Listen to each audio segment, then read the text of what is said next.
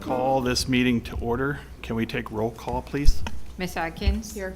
Mrs. McDaniel? Here. Mrs. Peterson? Mrs. Shuffle? Here. Mr. Sorensen? Here. Mr. Sturm? Here. Mr. Wright? Here. Can I please get a motion and a second for approval of the December 16th, 2024 agenda? Motion to approve. Second.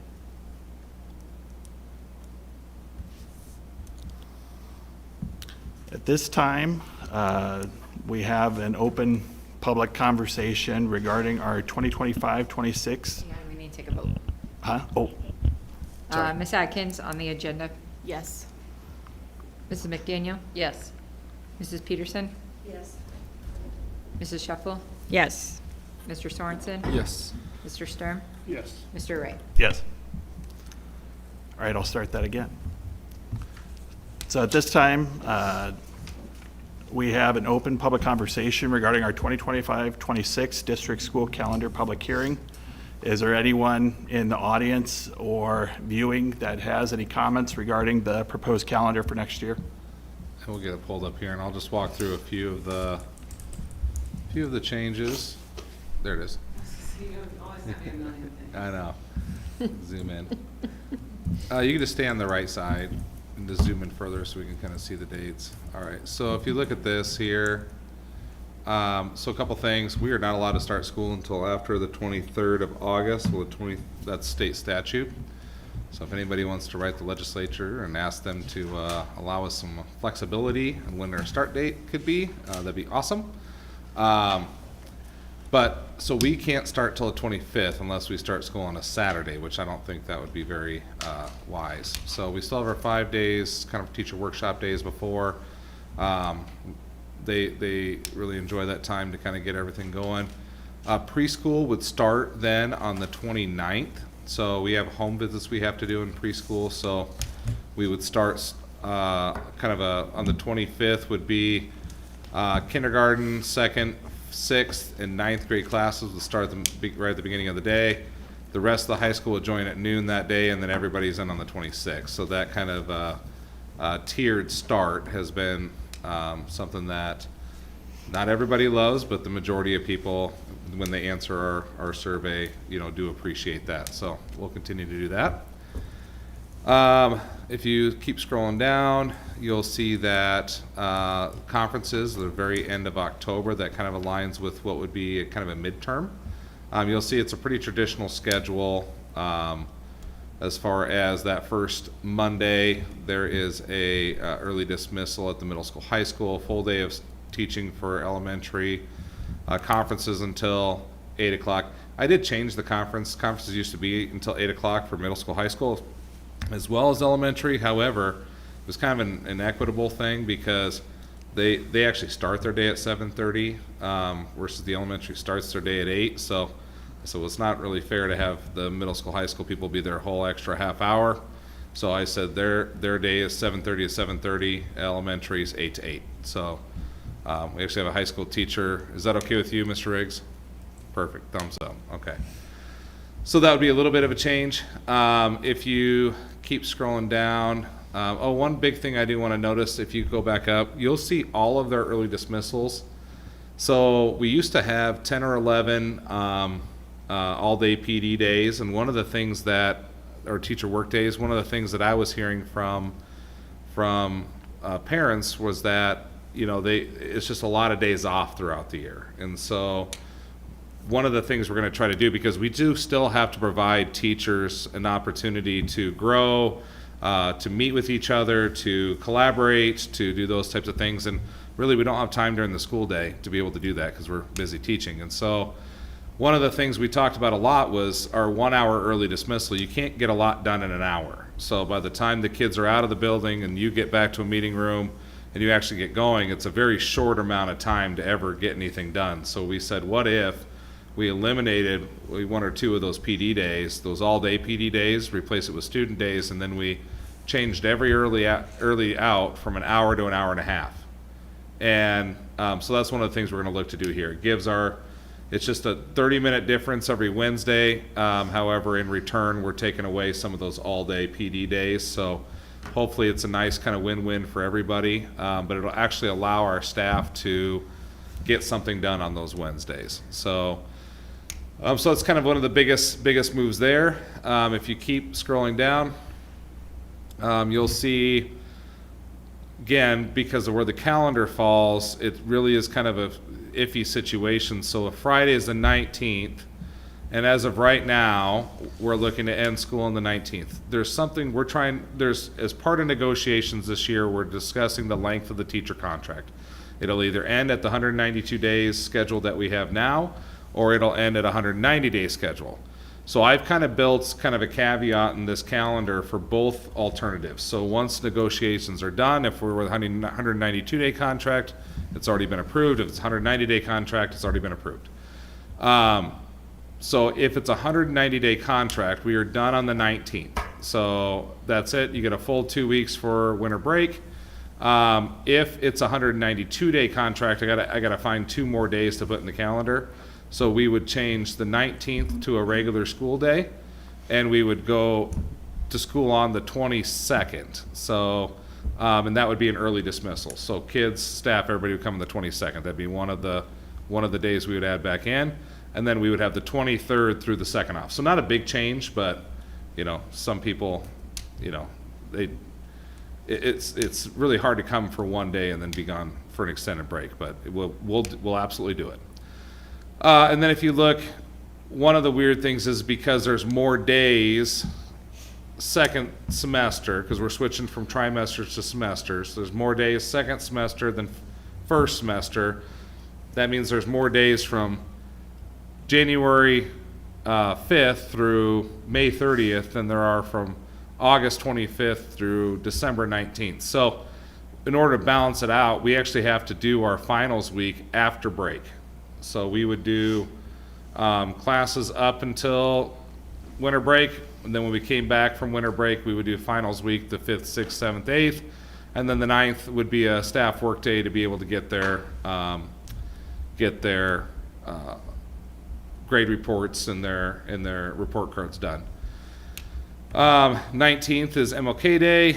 We've traditionally had a staff work day on that day. In February, we just have the one staff PD work day. That's actually not too bad.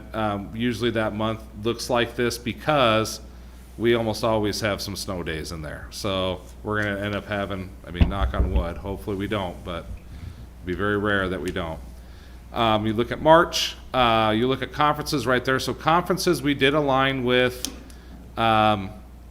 President's Day. So President's Day is that 16th. We've had teachers come and do a PD day anyway on that day. So we're not going to do anything different, except we're just going to have, students won't have school because it's President's Day, but we'll just do conferences and PD all day for our teachers. And then Thursday would be a regular dismissal for our schools, and we'll finish up conferences that evening and then have Friday off as the comp day. So, and then in April, this is the second caveat, because if we have a 190-day contract, they will have the 2nd, 3rd, and 6th off. That's Easter weekend. If we have a 192-day contract, then that Thursday becomes another, just a regular school day then. So, if you keep scrolling down. And then in May, you'll see that no matter what, regardless of the contract, we will get out. Students' last day will be that 27th after Memorial Day. Staff will have a PD work day on the 28th to get everything kind of shaped up out of the classroom, and then we're done for the year. So, any major questions? This one doesn't have the clash, the early dismissal. Oh, okay. On March 6th. Sorry, if you scroll back up.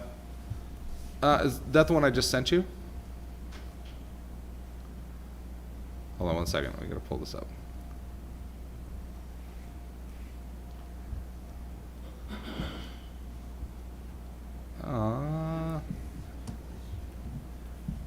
There you go. That one.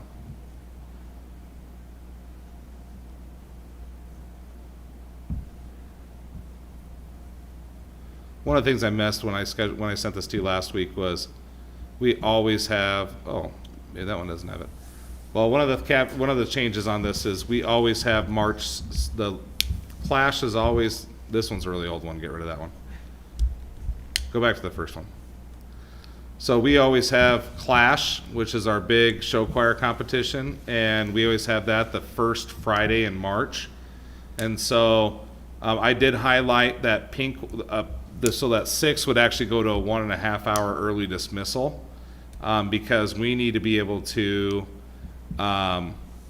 get people out of our parking lot at the high school, so that way we can do Clash. So otherwise, all of those schools and all of those parents show up at 3 o'clock, and that would be horrible. So, so the recommendation would be just to give an 1.5 hour early dismissal for all kids. Our staff can then use a little bit of that time, that extra time at the end of that day, to start working on conference stuff, because we have conferences in a week and a half after that. So, so give a little bit more time for conference work, and then make sure everybody's out of the parking lot. At least the students.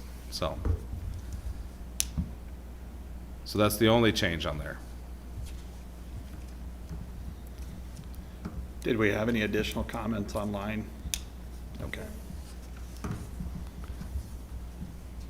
And we'll have this further in discussion if there's any other questions. So hearing no other comments, we'll move on to commendations and good news. The only thing I'm going to make it real short here is we did have our 5th grade musical last week, and I just want to give a shout out to those 5th grade music teachers. They do a phenomenal job putting that on. We had a packed auditorium. I think it was I even had Dr. Hartman there. She was there doing some teammate stuff, and poked her head in and watched some of the musical, and I think that was your first elementary musical, wasn't it? And it was pretty insane. So they did a wonderful job. Yeah. My mom and my mother-in-law came. She's like, I'm so impressed every year, but this was just even better. yeah, So, they do, and kudos to them.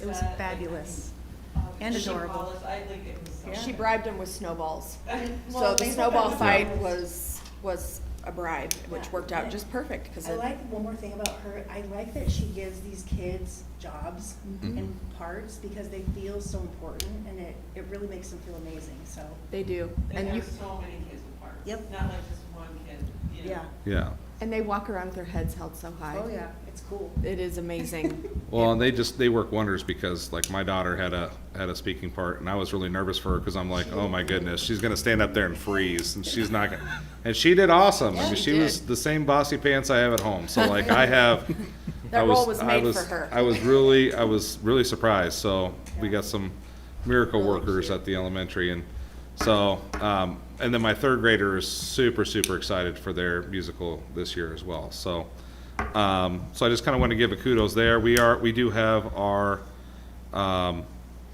other winter activities are underway.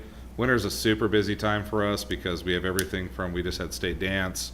The dance team will be at a lot of our home events doing their routines for our basketball games. We just had the big MAC wrestling tournament this weekend in which our girls finished third. I mean, that's a multi-state. I want to almost say it's almost like a national tournament now. I mean, we got 5 different states there. They finished third. 3 of them were not state champions, but were MAC champions. And then our boys did really well as well, and they had 2 in the finals in both. So that was really cool to see. Our bowling team actually broke the school record on Friday, so that was awesome. So that was great. And then our boys swimming is also getting underway as well. And show choir, they just had their it was just like a fun performance, wasn't it, on Sunday It was at Papillion? Last night was a fundraiser for Papillion La Vista. Yeah. They did it in their gym, and they had hot dogs and popcorn. And then they alternated.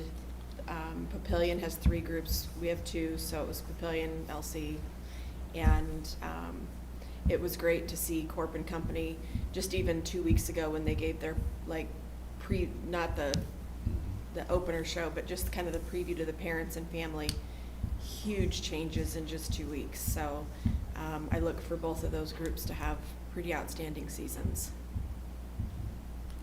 First competition for them both is Saturday, January 11th, Okay. I believe.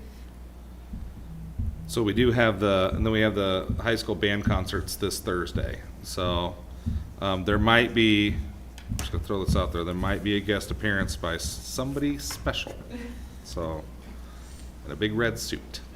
I don't know, just throwing it out there.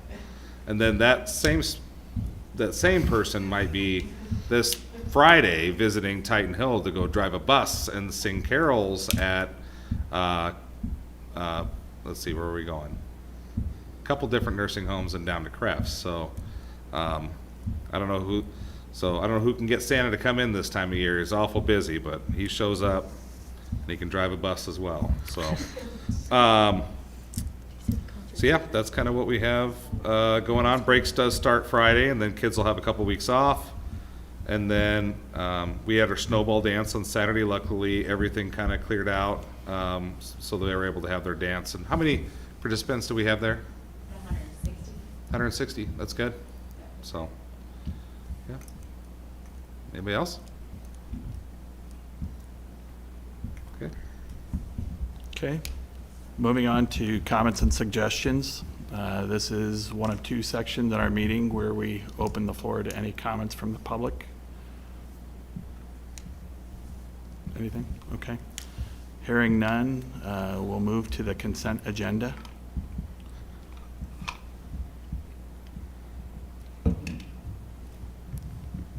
I'll make a motion to approve the consent agenda. Second? And is this an updated, There's no updates on it. no changes? Okay.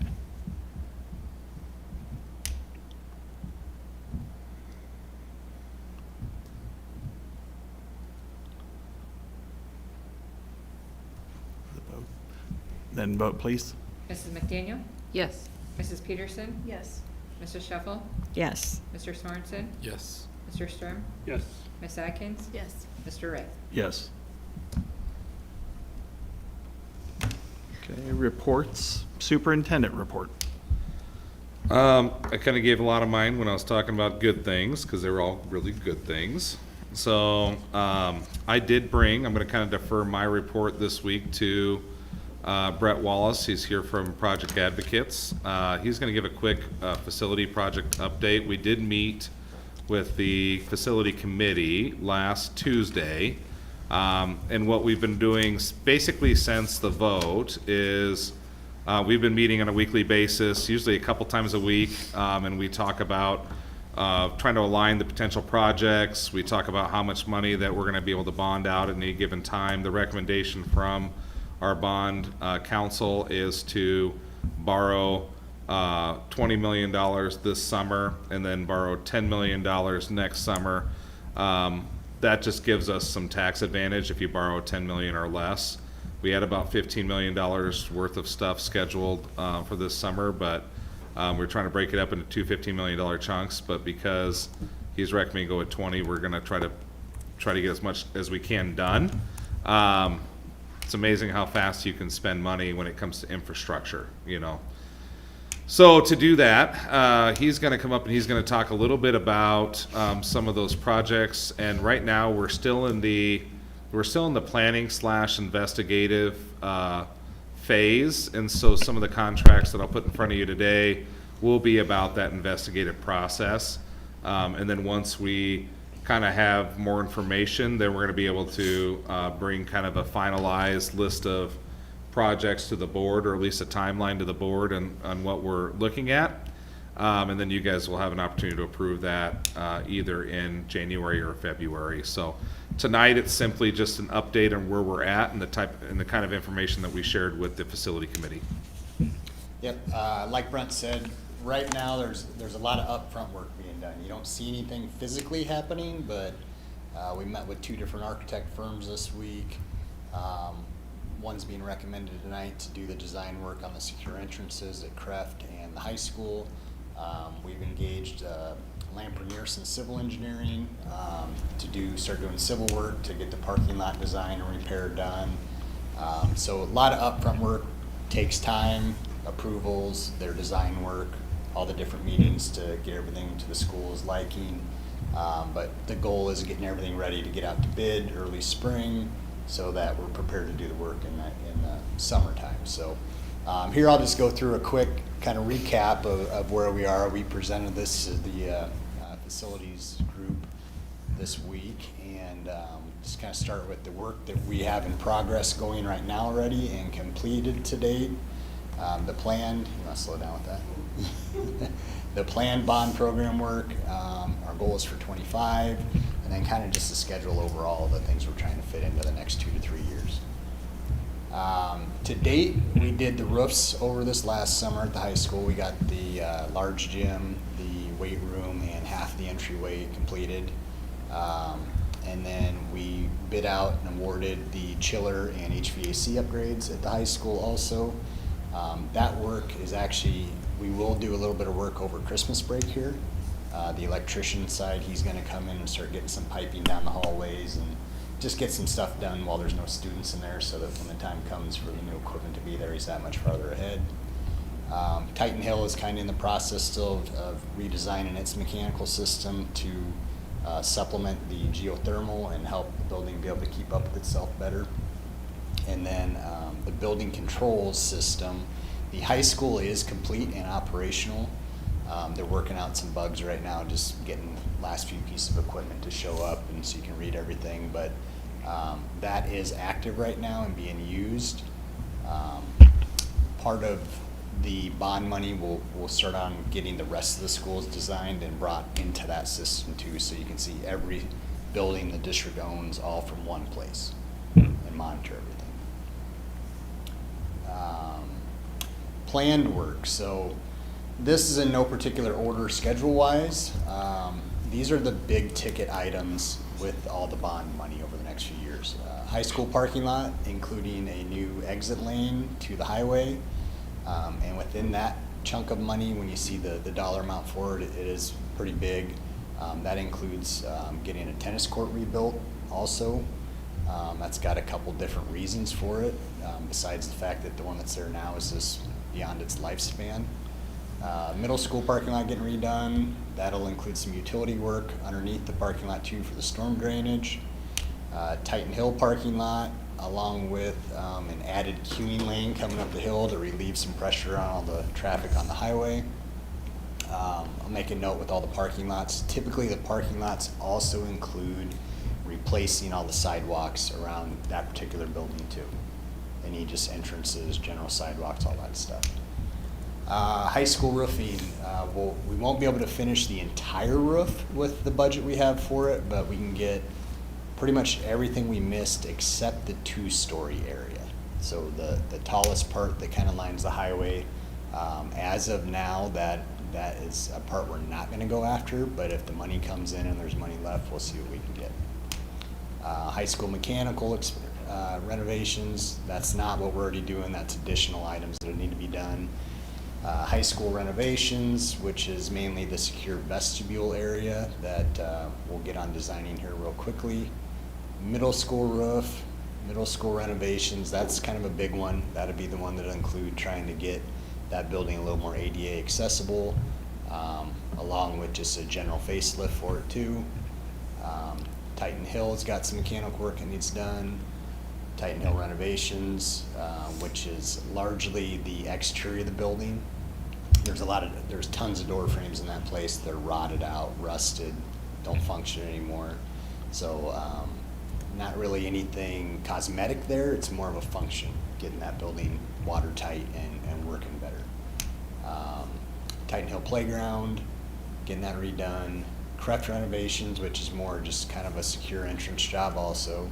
Kreft will get a playground redone, and then just district-wide technology. Those are the big ticket items over the next couple of years. Just a little visual, if you can see it. I don't know if you can zoom in on that or not, but so upper left there, that would be the high school paving, all the blue. We're not changing the design of anything really, just replacing it as is. The yellow that doesn't show up very well on this, that is a proposed location for the new tie-in to the highway to add a second exit. And in that, we would also try to utilize that space and add about 30 parking stalls also. Go over to the right there. This is just kind of all the sidewalks going around the high school. That would go with the parking lot work. Go down.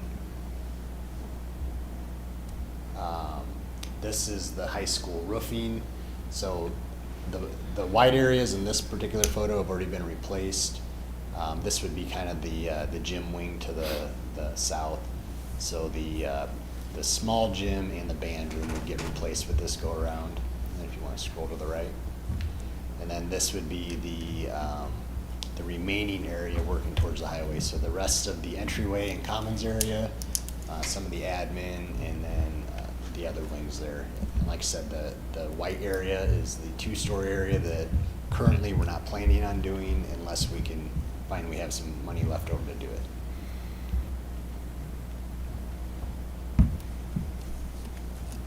What we got? So this is just the current proposed location to move the tennis courts to.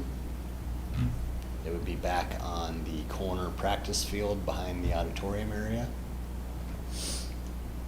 And we're gonna go with the plan is to go with a 6-court design like that. It would have, walkways around it, bleachers, lighting, all that stuff. Middle school, parking lot is the yellow area, the little pink area, which is some concrete, and then the blue area in front of the gym. Sidewalks around that also. And then roof-wise, we're doing the kind of the green tinted roofs there, blue or green color. The other roofs, I've inspected them. They're the newer roofs. They're in really good shape. They've got quite a bit of life left in them. So we're looking to hit that bluish green area, which they were installed in 2002. So they're at the end of their life right now, and the ones to do. And then Titan Hill here, sidewalks up to the building. Not all the parking lot, just the worst of it, which is the highlighted yellow area. And then the drive lane we're proposing is shown in that yellow line going down the hill there around the bend. And then not quite sure on, if you look at the playground areas, the playground to get replaced where it is. And then we're also looking at, and it's not set in stone, doesn't necessarily mean it's gonna be like this, but the two kind of boxed in areas on the edges of the school, those would be some field turf we'd be looking at putting down. Just, it's always muddy and dirty, the grass doesn't grow, so thinking about putting a permanent surface down there so they always have a dry, clean play area.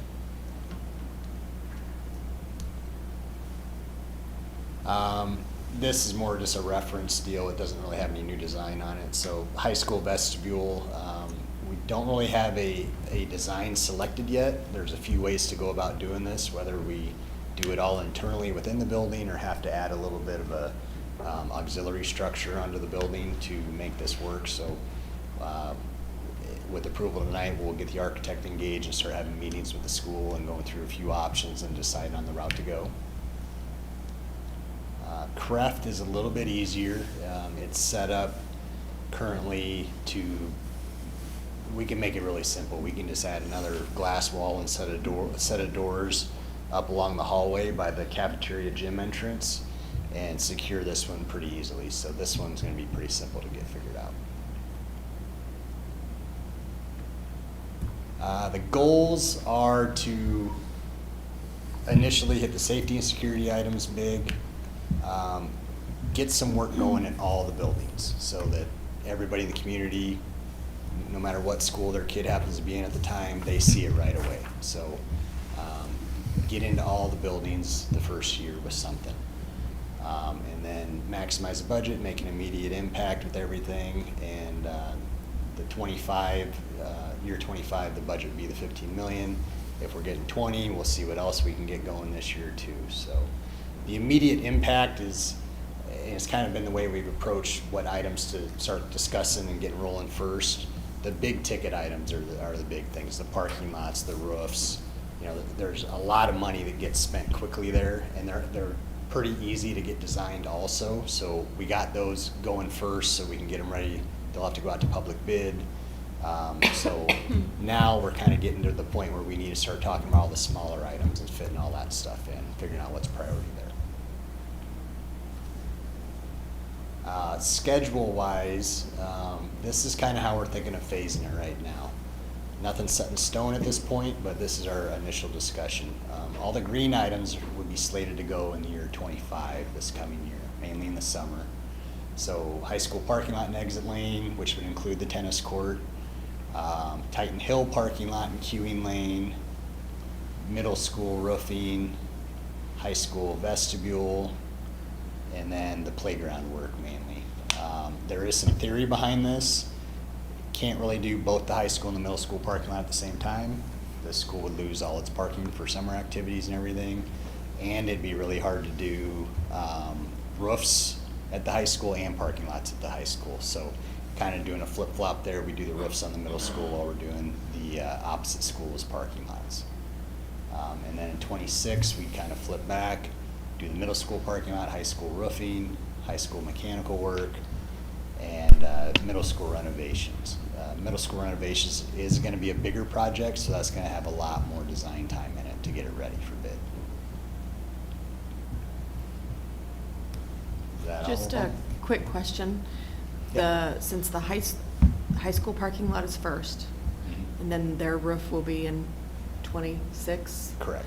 will there be any worry of damage to that new parking lot? No. Well, part of the parking lot work for the high school, one, we're planning on designing it back with concrete instead of asphalt.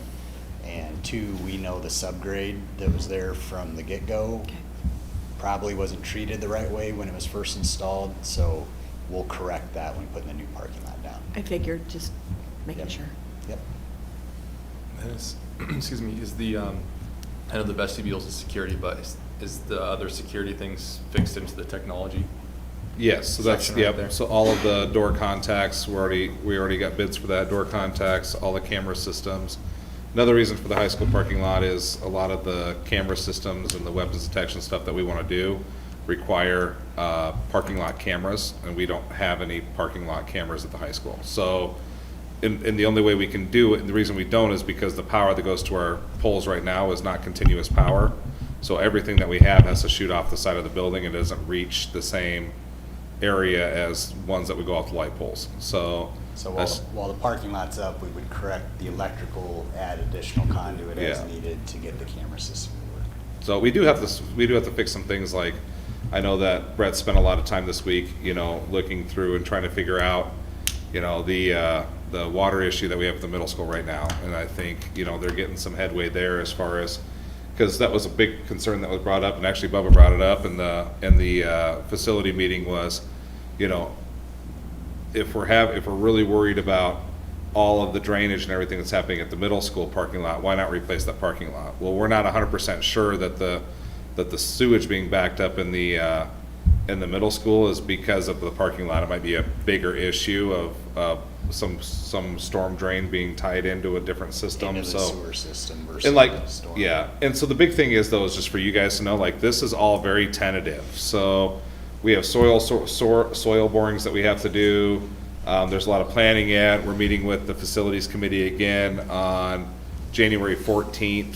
And we wouldn't bring anything to the board without their blessing. So we're just trying to do a lot of problem solving between here and January 14th. So then when we come back, I might have to do a special board meeting after I get back from my trip, and we'll have to figure out when that date is, but that's when we would come then and say, okay, here is the final scope proposed work before we send it out for bids, you know, yay or nay. So there's just, you gotta start somewhere. So this is all very sketchy, so.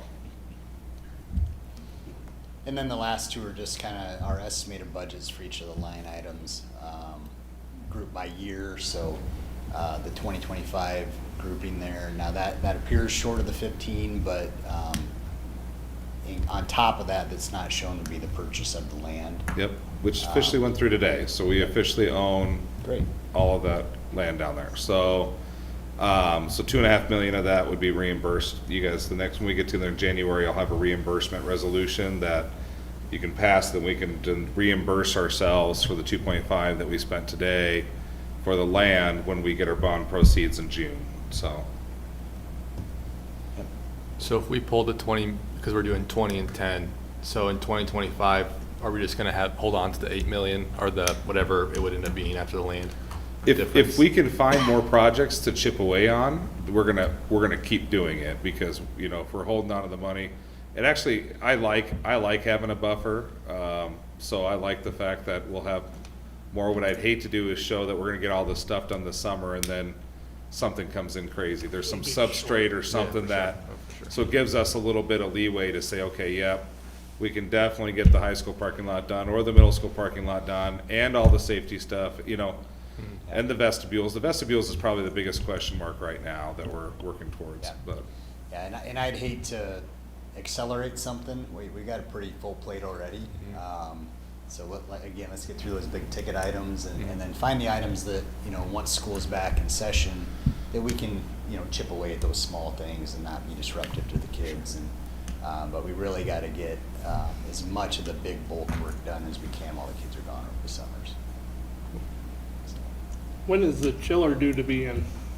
I don't have an exact date on it yet, but we're looking at during the summer to do the chiller and the air handlers. Will the air handlers of the gymnasiums be put in by summer? They go spring? with, it all goes with the chiller system.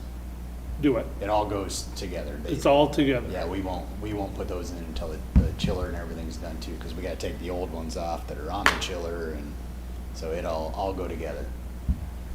So, any other questions? All right, thank you. Thank you.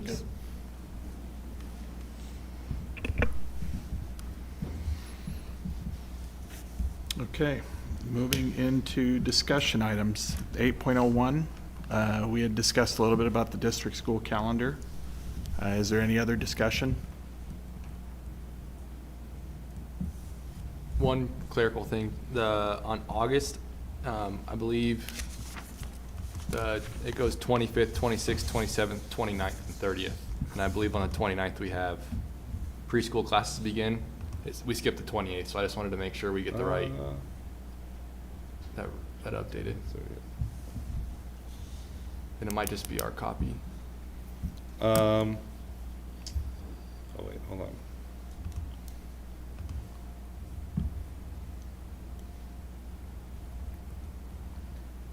you're right, so it'll be 28th, sorry, the rest of the dates are all right, but it's the Yep.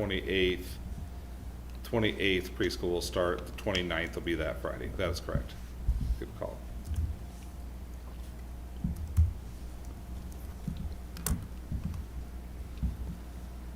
When was the last time that we had started the year on a Monday? Did you look back, just out of curiosity? I don't know. I didn't know if anybody. It's probably been, it's probably been a few years, probably the last time the 23rd was on a Monday. Yeah. I just Well- was curious. I didn't expect you to actually know off the top They- of your head. I just At didn't one know if time, we somebody could looked. ask for waivers to I do- start I remember earlier. that. And so that could also be another I know, and that, time, and that went away.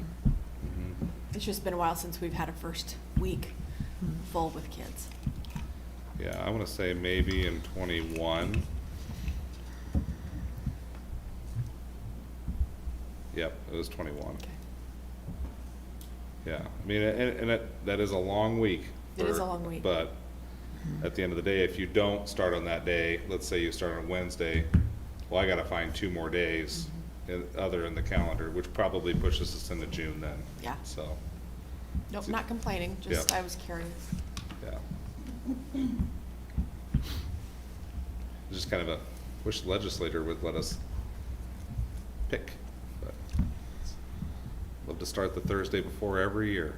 That'd be great. One day with some of the kids, the other day with all the kids, and then start fresh on Monday. But it's a whole local control piece. All right, we'll move on to 8.02, the Lewis Central Board Initial Bargaining Proposal. So I'm going to go through the changes that the district has made based on the teacher's initial proposal. And if you want to pull up the initial proposal, Brent, did you send that to Dr. Hartman as well? What's that? Did I send it to? Yeah, Lisa she as should well? have, yeah, but the initial proposal, you're part of all those board emails. Look for a email that I sent today that, right there, electric copy of LCEA initial proposal. Nope, It's about 4 down. yep. And then we'll hit, changes are going to be in red as we go through this. So in the master contract, the first item will be in. Oh wait, hold on Article- one second. This is actually, this is theirs. That's Sorry. theirs. Sorry, my apologies. It would be, let's see. I'm gonna send it to you right now, Dr. Hartman, because I'm not sure. I've sent a lot of emails, so. That's the one we got today too. Did I send you guys the initial one The today? initial one from Yeah. them. From them, no, but the one, I I think we didn't got see I it. didn't see ours. yeah, here.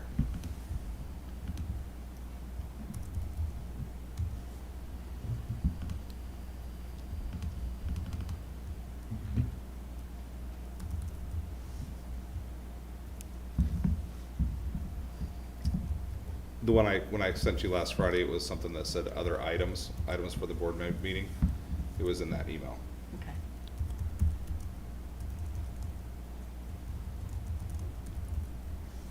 Items for Monday. All right, more condensed version here. First item, Article 2, and employee hours under C, lunch period. All employees shall have a daily uninterrupted duty-free lunch period of 30 minutes instead of 35. Reason being for that, and you'll see that further down, but you can stay there for now, Dr. Hartman. The 30 minutes, you'll see later on in the contract, that 5 minutes over the course of the year, instead of 192 contract days, will come down to 190 contract days. So that's the reason for that change. Number 2, We had stated that employees can leave the school premises as long as they provided that information to their building principal. We're adding or their designee to that, someone at the front desk potentially. And then Article 3, seniority. We are in agreement with the teachers union on within 30 days of the list being posted, changing that language from December 1st. Going on to Article 4, leaves of absence and sick leave. We had very similar language to what was proposed, but just a little bit of a tweak, saying including dependents, stepchildren, and foster children living in the home. I think it's similar language, just maybe some wording changes in there. And scroll down to the next, read bereavement is the same thing, also in agreement, but a little bit change, just I think in the ordering of the language and to solidify up the dependents there. Article 5, vacations and holidays, in-school work year.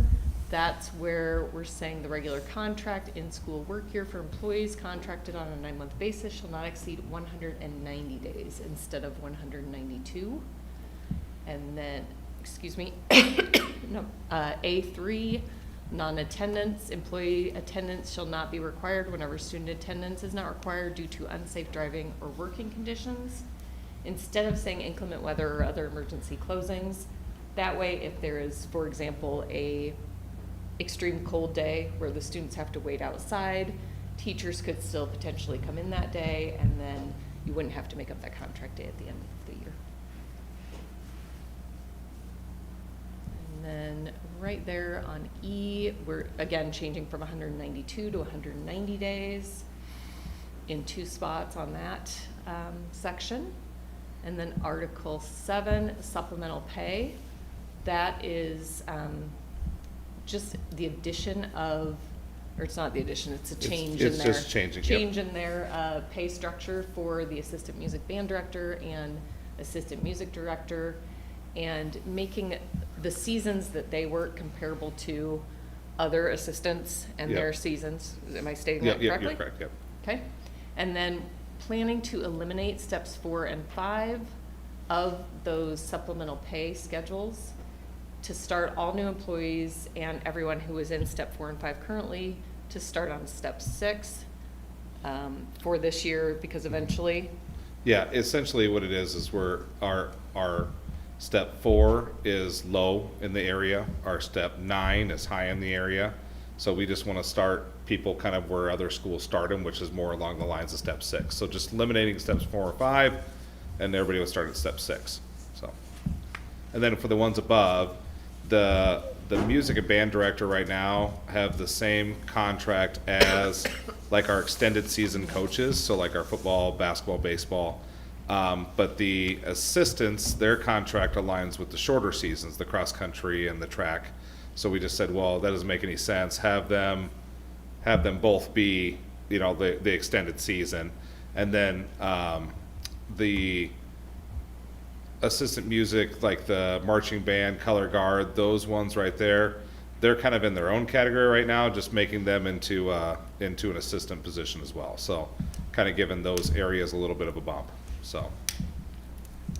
And then currently, Lisa, it's not in, Yep, sorry. so then Dr. she would Herbert, just not read in the red, next. but those last 2 paragraphs, the district's proposing a vertical step movement, horizontal movement, no increase to the career increment longevity amounts, and a $300 per FTE increase for the 2025-26 contract, and to reopen base wages for the 2026-27 contract. And then second paragraph, last paragraph, I'm talking about these last 2 paragraphs. District agrees to consider a new salary schedule for the 2025-26 school year. There's been a committee working on that, and will consider adoption of, if one is agreed upon, and the adoption of a new salary schedule would void that proposal in the upper paragraph for step movement and FTE increases to base wage. And at the time of the adoption, those new increases and movements will be aligned with the new schedule and will be proposed then. And I think that might be it. Is there anything? Oh, And then just updated names and dates to reflect a 5-year contract going forward. Okay. Any questions or discussion? That's your line, Tim, sorry. And again, That's all right. this is just procedural, like this just, how the state works is the LCEA proposes, the board proposes, and now we're able to have discussions, you know, open and freely, so. Were there any additional comments from the board? Okay. Hearing none and seeing some guests in the audience, we'll move to 8.03, the high school program of studies.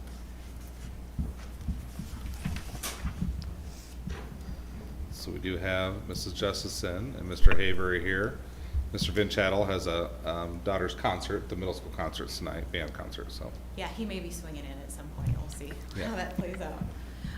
So included in the board packet here, this is a listing of all of our proposed course offerings for next school year.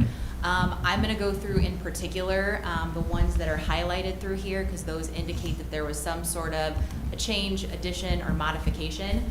What you're actually looking at is at the very beginning of our course manual. It's kind of a high-level overview of all the courses that we offer with some pertinent information there. I'm not going to go through a lot of like the prereqs and some of the other stuff that's listed on there, but I did want to note for any new courses that we have, the NCAA and RAI are not noted yet. We were waiting for approval before we submitted those courses to the NCAA for review, and then getting our final coding done for the state to make sure they align with RAI. So I just wanted to note that just because the new courses aren't listed as being NCAA or RAI approved, they may still be once we go through that process. So this is a result of a lot of months of work that our teachers have done around reviewing the courses that they're currently offering and trying to decide and discern whether or not there was some expanded opportunities that were available for students.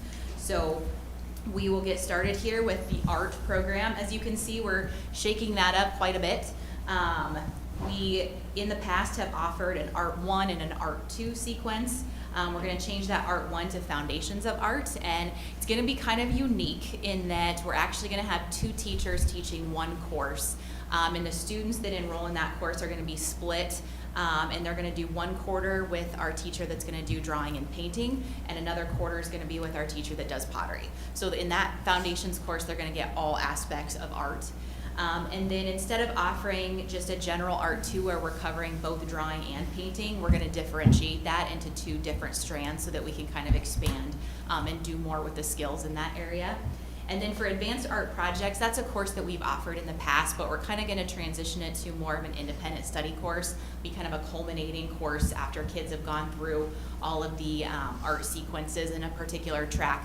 They'd be able to take that multiple times. It's really designed for kids to be able to continue to take art throughout high school if they're wanting to do that and focus on some independent projects. So then moving forward, next up we have technology and engineering. So you'll note there, these are all course changes only. So we're not looking at any changes in content. These are not new courses. We're looking to simplify the course sequences. A lot of those had really independent names. And so this kind of allows you to see the sequencing a little bit better with the 1 and the 2 and kind of some of the similar naming on that. So those were just course name changes. Then we can move down to English Language Arts. If you guys recall when we did our approval of the new graduation requirements, one of the things that will change is that students will now be able to select their 4th year of English electives instead of having that prescribed like we have in the past. So we did have a couple additions that we made. One of those is a critical thinking and writing class. This course was designed to cultivate thinking, reading, and writing skills within the context of philosophy. So we touch on this very briefly in our AP language and composition course, but it's one that students have kind of expressed interest in expanding upon. So that was kind of the rationale for that. Another course we're going to add, we have typically offered a humanities course within our fine arts track. We're going to kind of switch that over into our English language arts area instead. This is going to focus on cultural and societal transformations throughout Western history from the classic Greek era through today. They'll be looking at things such as analyzing text, author's point of view, determining central ideas, writing for a range of tasks. So it'll be more language arts based. We're also going to add Iowa Western's Writing for the Workplace course. This will be a great course for our students that are maybe looking to go straight into the workforce, going into a technical field. This is kind of an applied communications class where they'll learn how to write formal and informal documents, reports that are all kind of have a career emphasis to them. The great thing about this course too is a lot of the Iowa Western Career and Technical Education programs require this for their certificates, Associate of Arts, things like that. So that's a great addition as well. Then we will move on to math. So for math in the blue there, those are course name changes. For whatever reason, we had our algebra sequence named, like Algebra 1 was the first term, and then Algebra 2 was the second term of first year algebra. Then it was Algebra 3, so it got a little bit confusing, and that's not necessarily consistent with typically how naming. So we're just going to call first year algebra, Algebra 1, separated into A and B, Algebra 2, and then geometry we'll just call geometry instead of 1 and 2 on that as well. And in your packet you'll see in the red there, transitional algebra was a course that was kind of up in the air at the time I submitted this. It was our second option for an Algebra 2, that second year algebra course. We had our math teachers go to a training on Friday, and we have decided we are going to actually eliminate that transitional algebra course and go with the advanced algebra with financial applications. So this is going to be a great option for students, again, that maybe are going directly into the workplace, to a career and technical education program. It honestly is really good for any student. I can give you some examples of some of the things. It'll be algebra within the context of some different applied areas such as discretionary spending, looking at automobile ownership and the different financial aspects of that. There'll be units in banking, credit, income taxes, and then looking at home ownership, budgeting. So it's really applied in that context. And the great thing is it covers all of the same standards that they cover in Algebra 2. So it's an exciting option. We're also going to be adding Iowa Western Technical Math. So this is similar to that Writing in the Workplace course. And the great thing about this too is, as you guys know, we have our welding program where students can earn that certificate on our campus. But one of the things they do have to earn that certificate is that Tech Math course. So this year they've been taking it either on Iowa Western's campus or online, but we really wanted to be able to have it so all that entire program's on our campus. So that'll be another great math option for our students as well. So then we will move on to performing arts. We have a new course in our band program, Advanced Instrumental Techniques. And the purpose of this is going to be to teach advanced techniques to students that could be using this for all state, district, or college auditions. This would be an extension class for advanced students. So this will give them an opportunity to do some more focused learning in that area. We also have a film studies course that we're going to add. So kids will be looking at the study of American film. They'll look at different genres, eras, trends, directors, studio moguls. They also may be doing a little bit of filmmaking themselves. So we have those two in that area. Then we will move on to science. We're going to be adding Iowa Western General Biology 1 and 2. I was talking to Mr. Haber before this, and I believe this is the first time we've had some Iowa Western credit available in our science department, which means we now have Iowa Western credit available in all 4 of our core areas, so that's kind of exciting. That is a course that you have to take high school bio before you enroll in that, but this just gives kids another opportunity to expand on that with some college credit. The other one in this area is the course Kingdoms of Life. So this is going to replace zoology, which had a primary focus around animals. This is going to focus on all 5 of the living organisms. I don't know what's the science. Kingdom, sorry. He's a science guy, so that's I had to defer. So it'll look at all of those areas. So they'll have the opportunity to do that. Then within our social studies department, we are going to be adding AP US History. So students will actually have 3 different opportunities to complete their US History requirement, the regular high school version, Iowa Western, or AP, so that adds another option there. We'll be adding criminal justice, which I think we have we haven't had anything in that human services area that would be aligned with kind of the law enforcement piece of it. We do have kids that take Iowa Western classes in that area, so we know there's an interest there. Wanted to be able to have the opportunity for kids to take that for high school credit as well. We're also going to add AP Human Geography, which is a cool class. It's not anything that we currently have in our social studies area. Just a couple items here, looking at population trends, exploring diverse cultural landscapes, identifying spatial patterns across various scales. So just kind of something, another different option for students in that area. And then the last one in social studies is going to be Iowa Western Developmental Psychology. So again, focusing on that human service area. This would be a great course for students that are going into education to be able to take as well.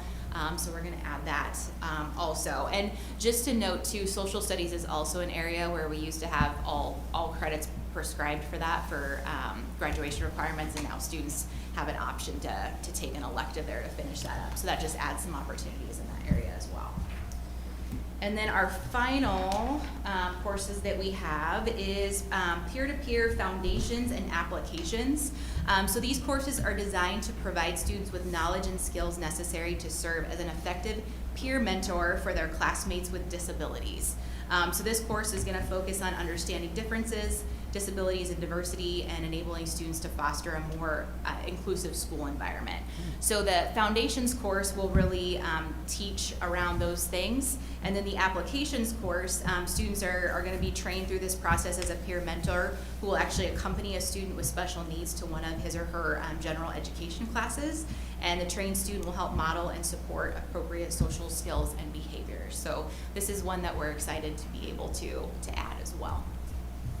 So that's what I got for kind of updates and changes.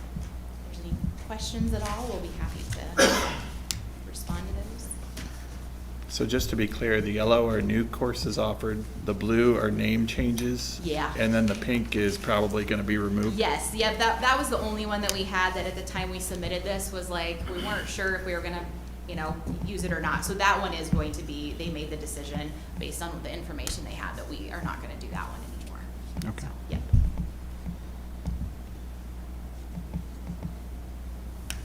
Any other comments, questions from the board? A lot of work. Thank you. Yeah, it's exciting.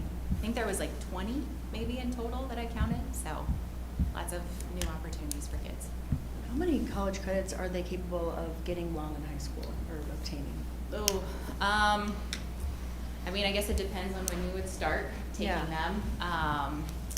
Typically, the most we would probably recommend that a student take in a semester would be 4. Okay. So if you consider that, and a lot of times kids would be looking more junior, senior year when they're really getting heavier into it. We do have some kids that are going to start taking them as underclassmen as well. So, Okay. but our counselors do a really good job of working with kids in terms of what their own personal interests are and what they want to get through, why they want to take those classes, and trying to align that with their goals. So. And you mean 4 classes, right? So Yeah. 12 Did credits? I say credits? Yeah. Okay, yeah, so 4 college credit classes, Yeah. usually it would be, that's, About putting you 12 roughly at credits. 12 credit hours to be Yeah. a full-time college student. I mean, you can, if you wanted to do that a lot your junior and senior year, and some kids take them as early as sophomore, and so you could walk out with, Associates essentially? well, yeah. I mean, it's possible. Pretty yeah. close, yeah. Yeah. I personally know of 3 kids who have graduated from college in 3 years because of the credits they've earned from Yeah. high school, so. Yeah, and then it does put students in an advanced standing when they do graduate from high school and transition to college. Sometimes they're starting as a sophomore instead of a freshman or whatever that may be. You get those courses done and paid for, that's great. I know, it's the great thing about It's it. one less year that you have to pay for college. Or they change their major and they're in for a couple more years. We won't go down that road. Touche, I- yeah. From experience, I know. Not me, my kids. Being a parent of a current junior, I was really excited by some of these new courses that I see offered, and I imagine I won't be the only one excited to see those too. So thank you very much for putting this all together. And it's always nice to, when we have those courses available on our campus, to cut down on the travel time and just make scheduling and stuff easier too, so. Can you give the board a quick update? I know a big financial investment was made in the welding program. Can you kind of give, I mean, because we haven't talked to anybody about it since, Sure. now that we're a good trimester in, can you kind of give us a quick update? Yeah, so I mean, it's been going incredibly well. We have in our intro classes a max of 24 students that we can take. And I believe we've gotten either close to or all the way there with both of all of our sections of that so far. I know anecdotally, like in our college credit class we're offering this term, we originally had 7 enrolled. I think we were up to 17. And I had asked, we're seeing a lot of that our enrollments as we get to the new trimester, all of a sudden we're continuing to jump. And I've asked our counselors, like, what's going on? Is it just kids can't fit some in their schedule, or are they really wanting to take these classes? And they're like, they really want to take these classes. And we are fortunate that we hired a really great instructor that I think is really connected with kids, not just as a welding instructor, but just as a human being too. And so I think kids are excited and there's good things happening there, and it's going really well, so. Can you give us, oh, sorry. I was just gonna say, it's gonna be really hard to get my kid out of the welding department for the next 3 years. I just want you to know that if you're Yeah. looking for him, you can go pull him out of there. Good to know. Can you give us an update on Mr. Neppel's stuff with the college and career readiness stuff? Yeah, so he's busy. He has gone multiple times a week with kids right now. He's done a really great job and has kind of developed a good process of identifying kids' career cluster interests.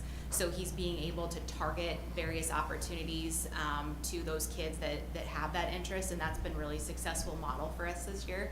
So he is taking kids constantly out to different job sites and getting opportunities to meet employers, understand what business opportunities are available, allow kids to network and make those connections. We have kids that have started our internship program this term as well, so things are going well with that.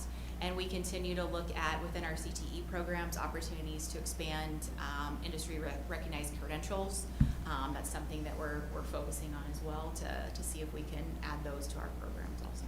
Well, and not just businesses, but I saw, they went to the Soho. Oh, yeah, they're doing college visits too. College Yep. visits too, yeah. Yep, you're right. They had Yep. quite a group of kids that Yeah, went. so, yep, they have a good- So, Good mix. it's really cool, like. Yeah, it is. It's really exciting, and kids are excited about it. And I know counselors always come back and they're just like, to see kids light up and to see them make those connections and, even be able to meet with, or, there's opportunities that come up there too for some of our kids. And it's a good program. We continue to try to improve upon it, so.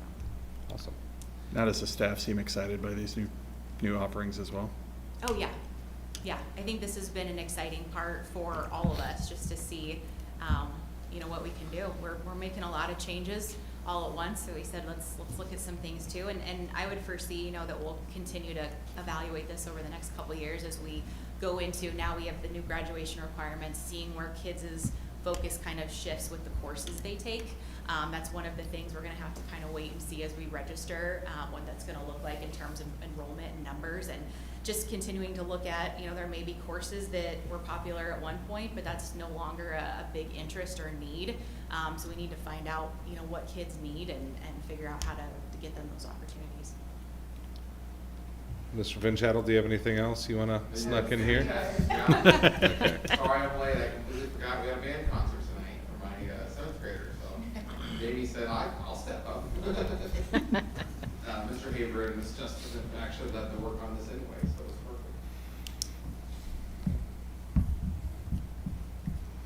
perfect. Any other questions, comments? Just I think it's thank great. you. Yeah. Yes, thank you. Thank you for all the hard work. Yes.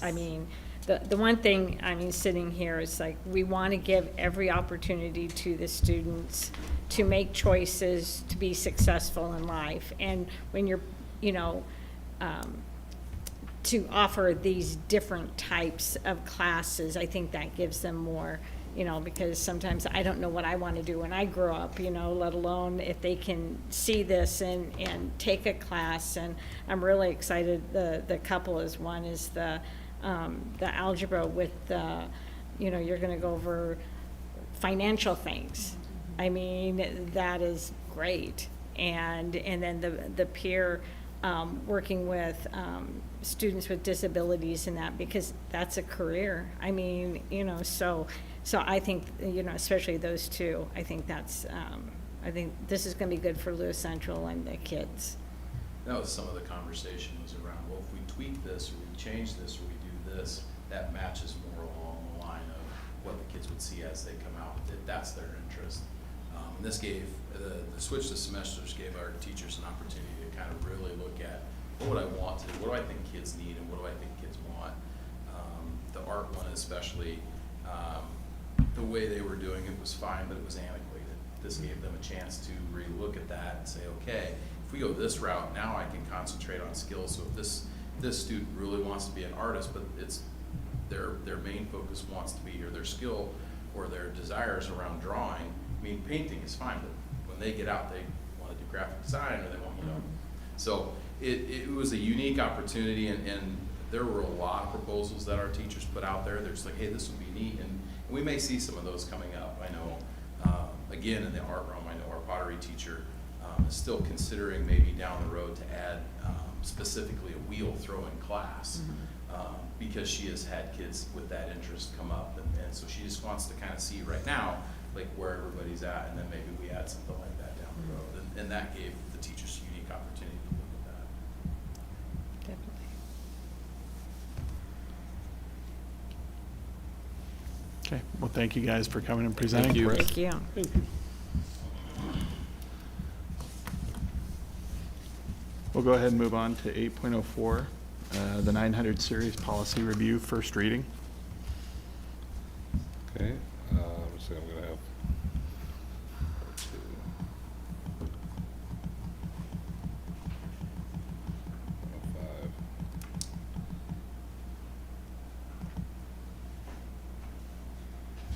Okay, so here's kind of the the updates here, and like, again, this is first reading, but as you go through, and you guys all have access to the 900 series document, so if you just go to your drive and then type in 900, it'll pull right up 900 series, so then you'll be able to see all of them.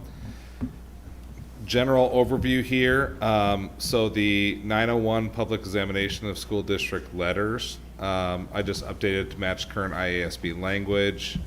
The news release and the broadcasts, live broadcast recording, those are new. So you can kind of look at those. They're kind of very similar to the ones that are there. Basically, it says that board president is the spokesperson, the president, I'm the spokesperson for the district, or at least the superintendent is. And then the superintendent's responsible for any kind of news releases that go out, those types of things. So that's there. For school community associations, so I am recommending removing the requirement for school-based related organizations, Booster Club, LCEF, PTA, etc. So these aren't our own clubs. These are like affiliated organizations. So according to the policy, they're supposed to get board approval to accept a gift over $500. I don't know if the booster clubs ever come to you to request approval for them to accept a gift over $500. So I'm just going to recommend you just remove that language. They're going to accept, I mean, if somebody comes up to a booster club or a foundation or anybody like that and says, we want to give you a $500 gift, they're going to snag it. They're not going to ask your permission. Like, that's just reality. So I'm big on if it's not a practice anyway, like, we either need to make it a practice or we need to just kind of eliminate it. I really don't see necessarily a need why the booster club would have to come, because otherwise they're going to come to you all the time, because anytime they do a fundraiser, anytime they sell advertising, anything like that, everything's over $500. So so just kind of eliminate that language there. 9031E1 is just eliminated. So what that one is, 9031E1. Oh, that was like a list of community associations, but our policy only had elementary adult support groups, Booster Club, Education Foundation. It's just very outdated. The state says we don't need it, so I'm going to recommend we just get rid of it. The next one is citizen volunteers and resource persons. This one is just, there's just a little bit of language that's just not consistent with what IASB has. It's all essentially the same thing. It just basically, what the policy did say is they encourage the use of community resources, citizens to assist in further educational program and school system. IASB goes a little bit farther and says the board recognizes the valuable resource as in the members of the school community. When possible and in concert with the education program, members of the school district community may be asked to make presentations to the students or assist with employees and duties other than teaching. The school district may officially recognize, and that talks about, how to do that. Recruitment, training, utilization, maintenance of records needs to happen. Volunteers are held to the same high standard. It's just a little bit different language, so I recommend you guys taking a look at that. The next one is visitors to school districts. Same thing, IASB just switched the language around a little bit there. 9041E1. So I'm gonna recommend that we just eliminate this policy it's not even a policy. It's just it's a extracurricular contest transportation request form. This is another one of those that we don't make anybody sign a form to ride to a basketball game. We don't make anybody, if it's an extracurricular activity, if we expect that you're gonna ride on school transportation, we don't make anybody sign forms to do that. So it's not required, so I would recommend just getting rid of it, because otherwise we're not in compliance with board policy, because nobody does it. So the next one is advertising and promotion. That's a new one. So when you look at advertising and promotion, what number is that? 9042. And if they're not up there, it just means they just changed dates. There was no other language changes. So this is a new one. So this basically just says the use of students, school district name or its buildings and sites for advertising, promoting products and or services of entities and organizations operating for a profit is not allowed except with prior board approval.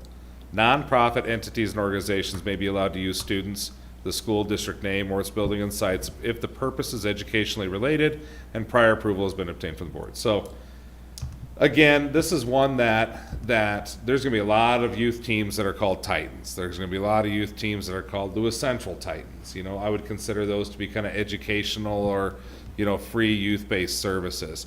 This would be the one that if you, let's say somebody was using our name and likeness or our name and Titans to do something that maybe the board didn't agree with. This gives a little bit of teeth to be able to go say, hey, you got to shut that down, So, or you got people on the sidewalk selling apparel that's not consistent with our school colors and our mascots and our, so we can have some control over that.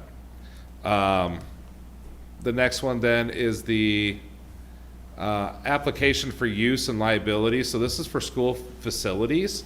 The facility use form had TV and VCR on there, so if you wanted to utilize the TV and VCR, you have to give us a heads up. I don't know that if you paid us that we could find you a VCR, so I switched that to be like added projector and sound, so I got rid of TV and VCR. The next one is community use facility indemnity and liability insurance agreement. So this is actually a required document that the state has, we're supposed to be having everybody fill out.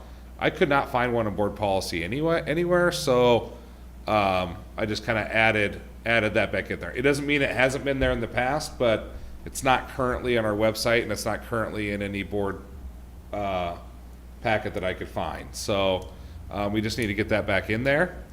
And then 9051R1 rules and regulations for facility use.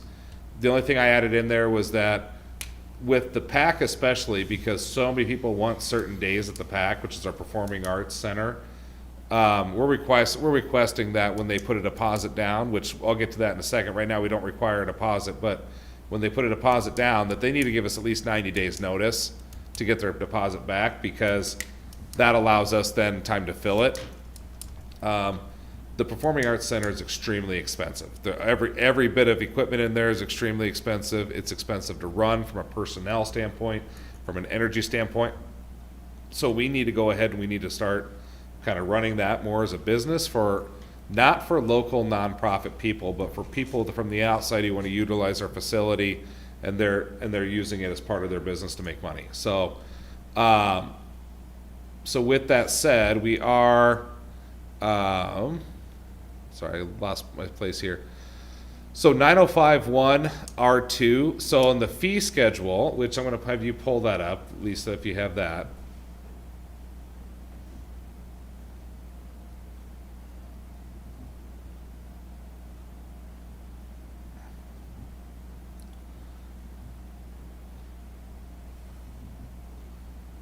So if you scroll down, all of this down here, I'm recommending eliminating, and we're gonna move it somewhere else, okay? But right now, I want you to take a look at what we have here. This is what we were charging. Can you zoom in a little bit, Lisa? There you go. So we were charging for a full day use of the auditorium, and that says $400, looks like $100 for a day. So we were charging $400 a day for full day use of the auditorium, and then we were charging on top of that for like our staff to be utilized, okay? What we're finding is when we look at, you know, West Side and Papillion, and we look at Iowa Western and all these other, some Waukee schools, like when we look at their auditoriums, they're charging a significantly higher price, and people are just paying it. Like when they find out what we get paid, what we charge, it's like, oh yeah, we want that right now.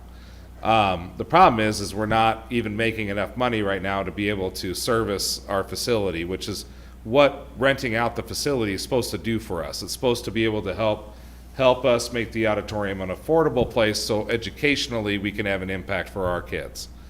So we just thought the easiest way to fix this is to get a hold of somebody who's local. So we got a hold of Iowa Western's agreement and fee schedule, and we just mimicked it. So we actually took out the Performing Arts Center piece in here. We did add at the bottom, if you scroll down a little bit, that if it's used less than 4 hours, it's a half-day rate. If it's more than 4 hours, it's a full-day rate. That's something we put in there. And then if you want to rent the Performing Arts Center, you'll have to go to a new. We added a new exhibit. So we added exhibit. Hold on here. We added exhibit 9051R5. Just change that to a 5.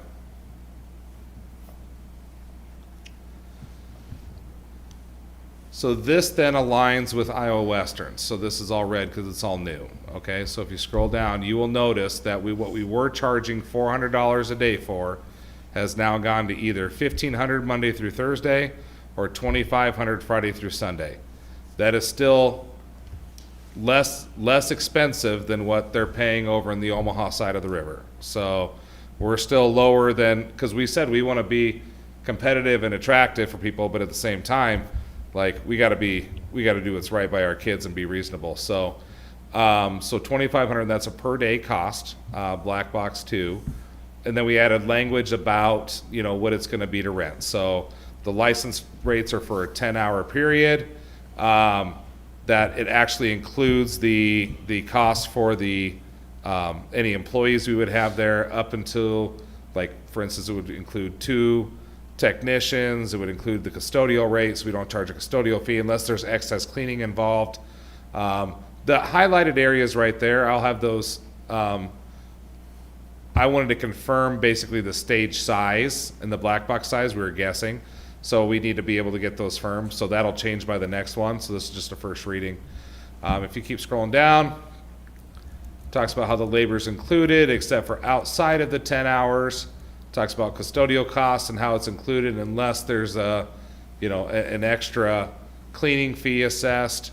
We're going to require a 25% deposit right now. Right now we don't require any deposit. So people have booked our facility and then they back out the day before. So the bad thing is now we've already turned down X number of people to use our facility who would have been otherwise paying customers. We have people lined up to run the facility on those dates, which now they don't get anything. So we just want to be able to have people stick to it a little bit. They're going to require, they have to provide us liability insurance. This aligns with that liability policy that we're putting in. This is just, you know, how they get a hold of Ryan to be able to schedule the place and then additional options. So before, we kind of included all of these in there. Well, we're finding out that for the high dollar equipment that takes extra manpower, like to move that 9-foot grand piano around is a chore. Like that thing is huge. And so if they want to use our 9-foot grand piano, they're going to have to pay additional costs. And like I said, that's consistent with what other people are paying. I helped put up, not to, I'm sorry, I didn't mean to interrupt. No, you're good. I helped Ryan, Thursday night, put up the sound shell. And I had no idea how intense it was and how like perfect it had to be lined up. It took us an hour and a half to put up the sound shell, and there were 2 of us. He has done it alone before. So it's a very labor intensive and time intensive project to do. And there's risk too. Every time you bring Absolutely. that thing back out, there's an opportunity for it to get broken or, you know, so we're not trying to overcharge people, but at the same time, it does have a cost. You know, if that sound shell breaks and we don't get any money to replace it, that's money that would have otherwise been spent on education for kids. So, so everything kind of has a price there. Custom lighting and sound, so basic lighting and sound will be included. Kind of what we talked about was kind of like, does it take you an hour to set it up, or does it take you 8 hours to set it up? Because if it's 8 hours, we need to charge a different fee. So, and our auditorium can do some awesome stuff, but if Ryan's sitting there for 2 days trying to figure out how to program it all, that needs to be an additional cost. So, again, there's different rates if you look down. So, Class 1 rentals, so there's no fee excess. Class 1, according to the policy, are things like nonprofit local organizations. So, if your Boy Scouts want to come use it, if your, you know, Kiwanis want to come use it, like, there's no charge for them. If there's a lot of cleaning involved, we might have to charge them a cleaning fee.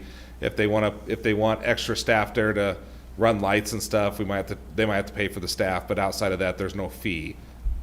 Class 2 would be like your out of area kind of nonprofit groups that aren't community affiliated, like that would be for that. And then Class 3 would be your full price. We're doing this for a profit. This is our business. This is what we do. So again, no vote tonight, but I do want you guys to think through that. And again, this is all completely aligned with Iowa Western, so, and they're packed all the time. So people honestly don't bat an eye. So, so if you go back up to list, the last one is then the unmanned aerial or aerial. So like this is basically the drone policy. The only thing there wasn't, it basically said no drones allowed at ever. Well, we're kind of at the point now where like our football team has drones that they fly and they hover over practices to be able to record plays and stuff. So I just put a caveat in there that basically says, you know, if it's a school-based organization for educational or extracurricular purposes, and we vetted the process to make sure that we're legal to fly it, and they have permission from administration, then we're good to go. So that's kind of the general overview there. Any big questions? As far as the fee schedule goes, I would almost eliminate the half day. Because if you do a half day, you're almost assuming that you could rent the same space out twice in one day. Yeah. And the chances of that happening really aren't there. The only, we talked about that briefly. The only thing we talked about is like, for instance, last year we had a situation where we had a student who was in a film. It was a Canadian-based film, and they wanted to do a premiere here, and they only needed it for like 2.5 hours. You know, well, I'd hate to charge them the whole $2,500 for 2.5 hours in which they're coming in.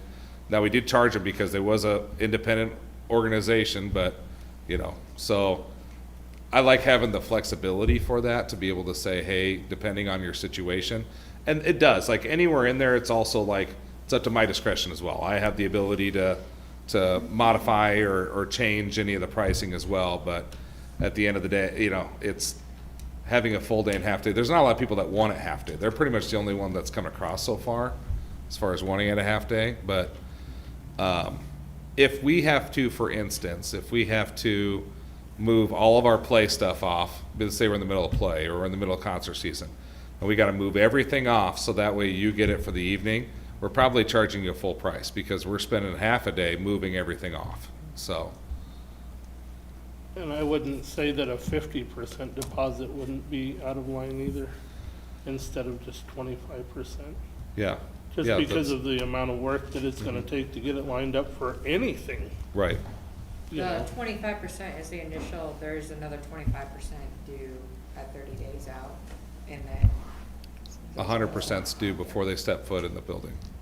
Right now, that's not how we're doing it. Right now, it's, we bill them after the fact and pray we get paid. So, because right now, we're almost on a, like, how many hours did we work type of deal.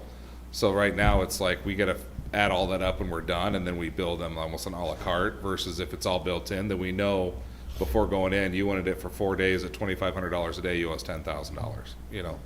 So, 2,500 when you book, 2,500 30 days out, and then the other 5 when you show up, so. And then are we fully booked out for this year? Like, do people book out all the way to next year? We are. As well? Yeah, we are. We did tell them, Ryan's been very open with them and saying, we're going through this process. Yes, they know it's We're gonna have new prices. We have some people that have it booked in January. We're not changing, like, their Yeah. prices are done. But the ones that have booked it for like May or June, because there is time and we've notified them, Okay. they're gonna be handed the new pricing schedule, and then they're gonna have to decide whether they wanna keep their position or if they wanna go somewhere else, Okay. so. I mean, technically, the way it is right now, we're coming up with a use agreement as well. There's no contract, there's no use agreement, it's all verbal, there's no deposit, there's no, you know, so they can't really turn around and be like, well, you told us it was this. Be like, hey, you didn't sign anything, you didn't put anything down, Right. you know, so. But we're gonna be fair with people, don't get me wrong, so. So you're working on like expectations, I mean, a contract that will be Yep. signed when they put their 25% down? So we do have a booklet for the pack of expectations. What we don't have is that contract. So we just, once you guys have approved the fee schedule, then I can put a contract together with the fee schedule, and then something that Ryan can plug and play type of thing. So Right. it's almost like an itemized thing, and he can say, you wanted it for 4 days, you know, blah, blah, blah. This is your total price, you're gonna sign it, knowing you're gonna pay your deposit up front, you know, so. And school has first choice. They put their dates in at the Absolutely. beginning of the year? or 1,000%, whenever? yep, Okay. yep. Because I know that was an issue before, when we just had the old auditorium, that it was, I know a business who rented it was a dance company. Right. Rented it for dance recital, and they kept, well, something still might come up. They wouldn't say, yes, you definitely have this, and it's like 3 weeks before dance recital, and it's still, well, you know, yeah, right now you're in there, but, See, and so we need to yeah. have something, you know, Yeah. that they sign, deposit, this is expectations, this is all of that. Well, and on the flip side too, I think in the past, we might not have had the play date set until January, Right. you know? So it's not fair to those businesses either that have been on the Right. books for years. So we have told them, if you book out further than a year, then there's a possibility you could get bumped, but we are requiring people to put all their dates on the schedule by October 1st, because really a lot of what we get is end of the, you know, spring, early summer stuff. So they have to put it in by October 1st for the whole year, and then once you're in, there's no changing. Right. So, Right.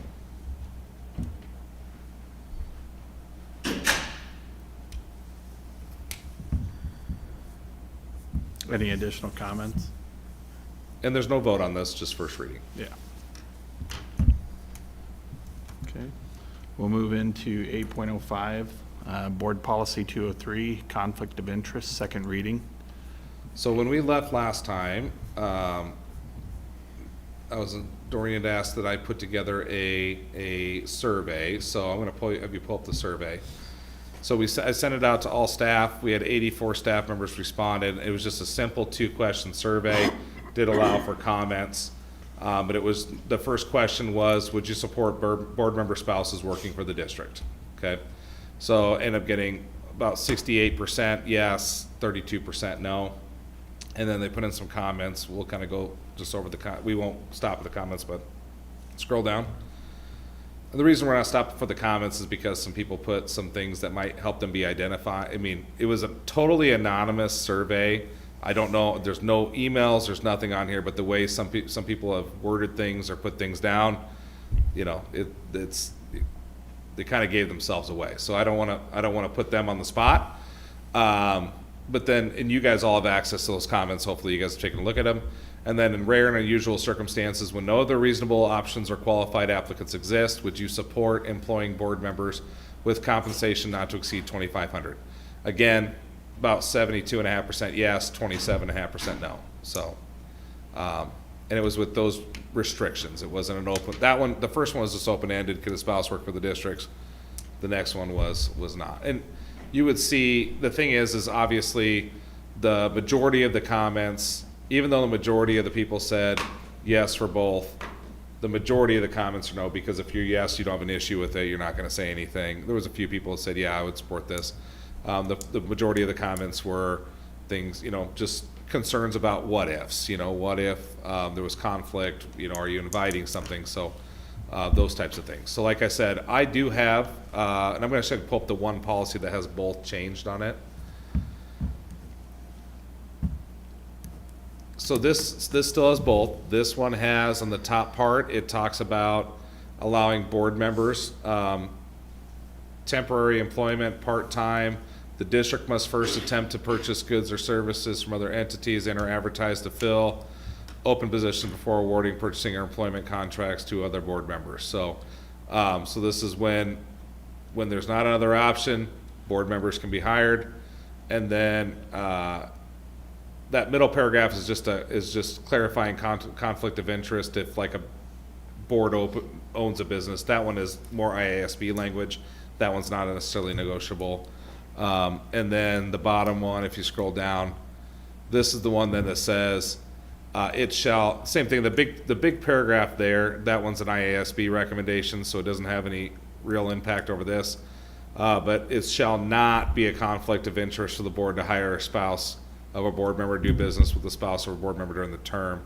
The payment of compensation, and I just changed it from other to any family member shall be a discretion of the board. So, so the question is that I'm gonna ask from you guys is the direction you guys wanna go, and we have other sample policies we'll pull up when you guys decide, is the direction you guys wanna go yes to spouse and board member, yes to board member, not to spouse, or yes to spouse, not to board member, or no to it all?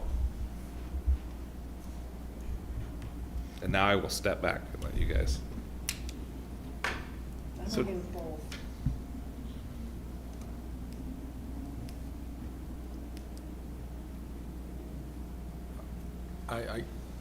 I'm not against the spouse. Personally, the board member working and stuff, I guess I don't foresee that, like, I don't think I'll ever have a time where I would do that, so I guess I'm indifferent about that. I don't feel one way or the other, about the actual board member itself. I lean more that way as well. The board member, I think, does, it's a direct length, a direct conflict of interest. But the spouse and or other family members,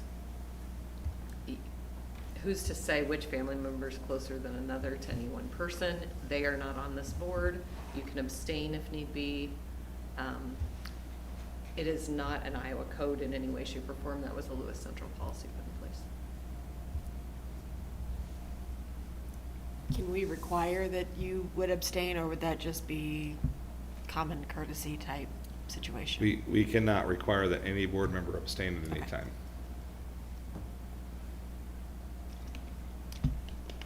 So I think when it comes to the board members, like if you were needed at the middle school, for example, I think for me, I see it as you would count in ratio, right, as a staff member, as opposed to being short-staffed as a volunteer.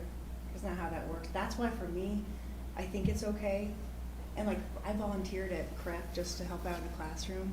I don't expect to get paid for that, but if they're desperate for help, that's where I think it's important for us to really consider allowing the board member to come in as an actual person as a part of ratio. Well, and I can say that I was pretty much somewhat against both. Against the board member getting paid and against the spouse. But on the flip side, when it was clarified that should, you know, like if Dr. Hazen needed a bus driver and he called me, well, if I can't get paid, I am absolutely no good to him because I cannot take control of the bus without getting paid. The same with a teacher that is needed in a short notice. They cannot be put in control of the classroom without getting some sort of compensation. So because of that simple liability rule or law, I think I can say that I would be for both of them because it's going to be such a small amount and used in such minute situations.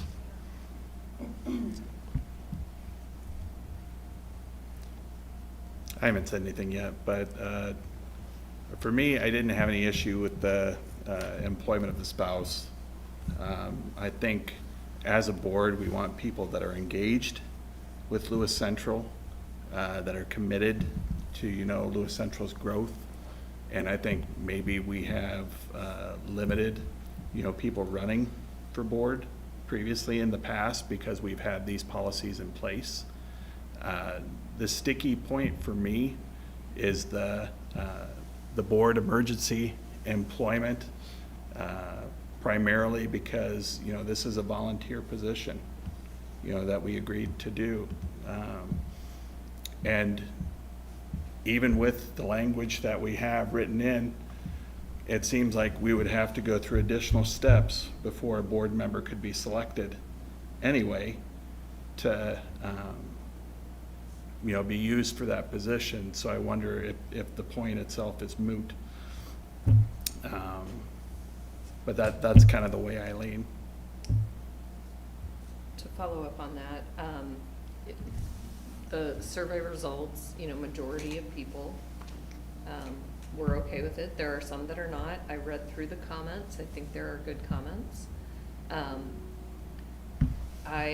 The one that struck me was how do we enforce have we taken all other channels possible before hiring that board member, to your point? Yeah. Well, I think it would be a matter of, I don't know if anybody else sitting on the board is a licensed teacher. I am. I would simply say that it would be, the buildings would have my name on the secretary's desk, and when they have exhausted every other option through the subline or whatever it might be, and they are in desperate need of an adult in a classroom, that's when I would be called. It would not be me putting myself on the sub list and taking phone calls on a regular day-to-day basis. It would, for me personally, it would be that last minute, oh my goodness, Mrs. Hahn called in sick at 7:30 this morning and we have nobody for her kindergarten classroom. We cannot find a sub. Can you come until, and even if it's, can you come until we can get a sub here at noon? I have some of that flexibility, $2,500. I am for both. I don't have the spouse, but my daughter worked for the district, and there was some conflict there, not with me, but during her employment, and, it was not my conflict. And she was an adult, she handled it, everything was taken care of. And so I feel like if we're limiting a spouse, I personally am closer to my daughter than I am to a spouse, so I don't necessarily think that that's a fair limitation to place on hiring a spouse. So I personally, at this point, I was at the auditorium last Thursday night until 1 a.m. That's probably where I would see myself, mostly doing volunteer work, but maybe to get the occasional $20 paycheck, you know, hey, buys lunch. I don't know. So that's, Is the emergency thing, is it a problem? I mean, is it a problem that we're having of finding subs, or are we just kind of putting ourselves in a conflict of interest position? It just depends. I think we're always looking for subs. I mean, I would say almost on a, Always looking, Yeah. or like no, I would say desperately we, needing? and that's a hard thing, because I would say we're usually at least 1 or 2 subs short in the district every day.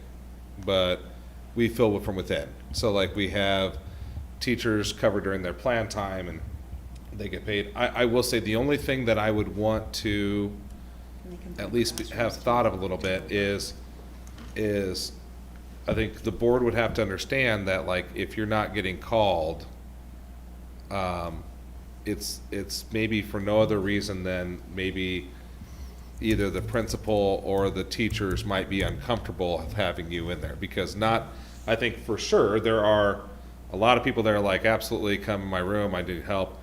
But according to the comments, there are absolutely people who that would make them very uneasy. And so, and I don't, from administrative, again, I can't see who it is. I don't know if administrative point, I don't know if it's para point, I don't know if it's a teacher point. So I just think that if it happens, and let's say you don't, you hear that this classroom's always empty, but you're never getting a phone call, I just wouldn't ask questions, because just assume that for whatever reason, they're just uncomfortable with having, and there are people that'd be uncomfortable with me, like when I walk around buildings a lot. When I walk in certain classrooms, they're like, oh no, like he's here, like that kind of thing. So, and I'm there for no other reason than I just got to see kids sometimes. So, so the same thing with you guys. If you're there to help out or whatever, just know that if you step foot into a classroom, and I think we'll have to make that clear to the staff as well, if this passes, is listen, Nick, you get say, you can tell them, yes, I absolutely want Amy in my classroom, or I absolutely do not want Amy in my classroom, and so same thing with principals. I'll tell them, like, listen, you get, just like we would do with any sub. We have subs we never call because we don't necessarily want them, that's just the truth, so if there's a situation where you don't get a phone call from a certain building, it just might be because the temperature in that building is not one that necessarily wants to see you in that light. Okay, they might appreciate everything else you do, so just kind of keep that in mind. But Well, I think it's important to keep going back to, it's only if we're needing that, like they have the choice, and that's why having that verbiage in there saying that they have the choice and it's a last minute resort kind of situation helps. And then they don't have to say yes, like you said, because I get asked to go read in classrooms, so obviously they're comfortable with me being in there. So it's like, I don't need to be paid for that part, but if I needed to be a part of ratio, I would do it for them. So. Yeah, I've always been against this because I think, sitting on the board, that this policy is trying to not bring any type of conflict to the board, because we need to work together.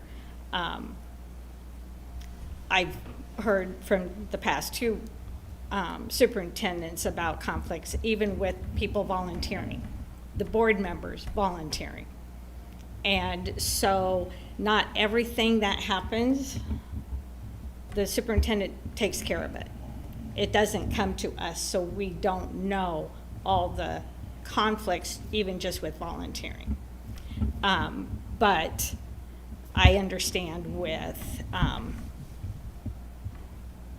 not being able to fill positions, emergency situation, I get that. But it's, the one thing is that we want to avoid any type of conflict coming to the board table. Well, and I will say, like this week, we had a conversation that I wanted to go visit the schools. And it was on a Wednesday, and he says, well, Wednesdays are pretty tough, that's early out day. And So he contacted his administration and they said, give us a week's notice. Now, understand, I don't know that I can do a week's notice, but they want to be prepared for me to come in. And it's like, they're just to meet you, say hi, you know, whatnot. But, I guess if the buildings feel kind of that uneasy about having somebody there,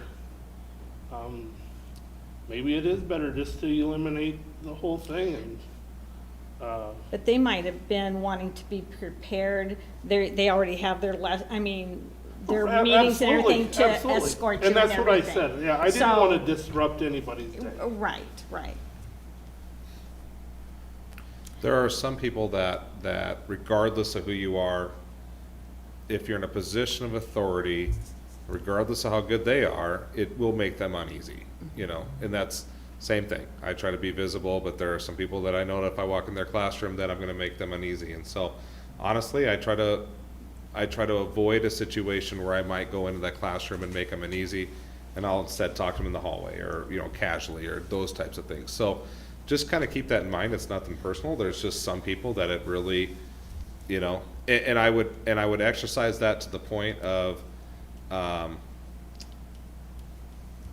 sometimes not having something in regards to keeping the peace or keeping the culture is more important than having something. I'm not saying that's in this case, but I'm saying, you know, so, and it might just be with certain buildings, and it might be all the way around, you know, so, and like I said, I have seen both scenarios. I have seen scenarios where my last school I was at, my board president's wife worked for the district. We had 0 issues. And I also know of a superintendent right now who is in a really tough spot because his board president's wife works for the district and does not get along very well with the superintendent. And so they are working through a very negative situation right now. And so, like I said, but it could be anything. Right now, that could be a daughter, that could be a son, that could be a nephew, that could be a best friend, that could be a brother. It could be, oh yeah, your brother. Ugh. So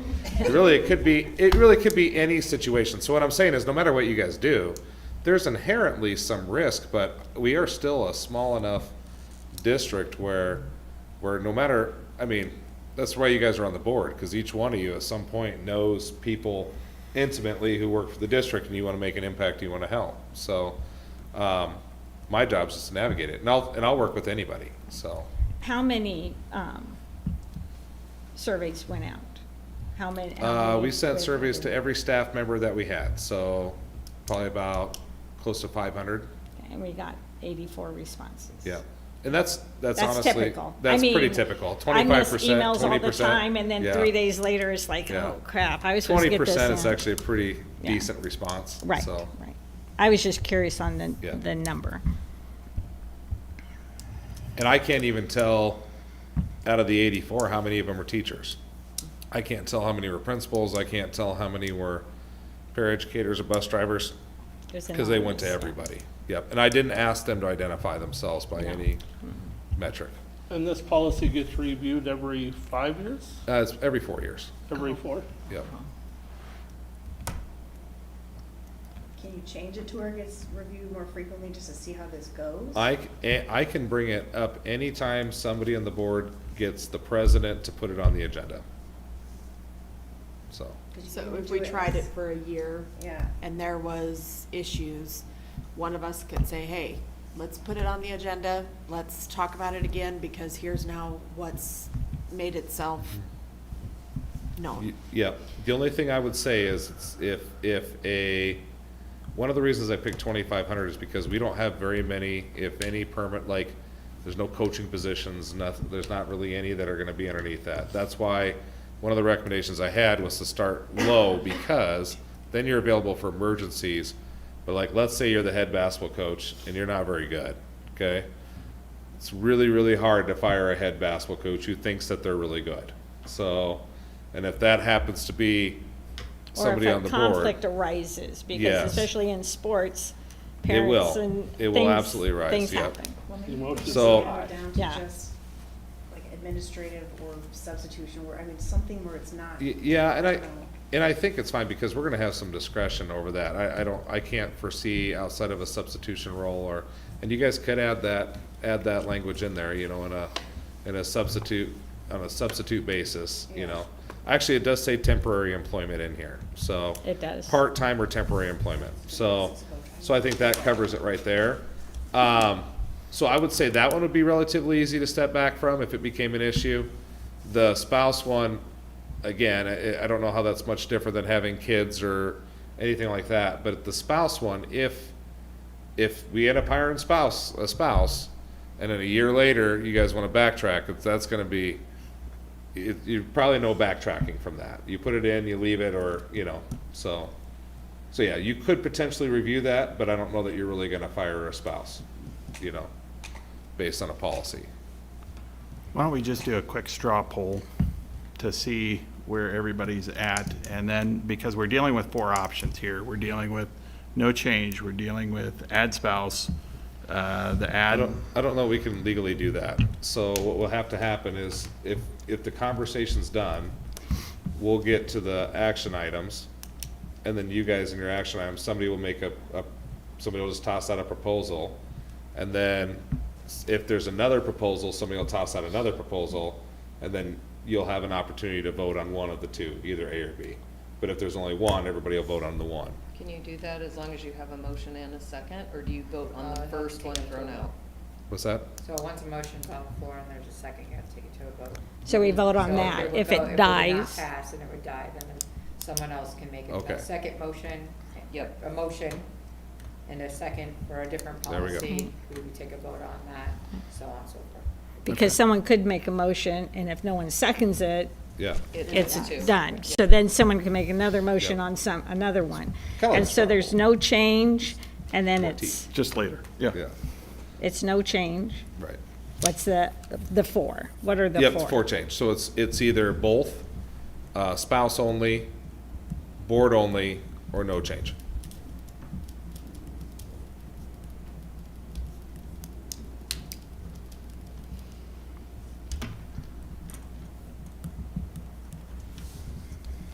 And it's only up to the 2,500. Yep. Yeah. So it'd be just how it's worded there, unless anybody has any issue about the wording.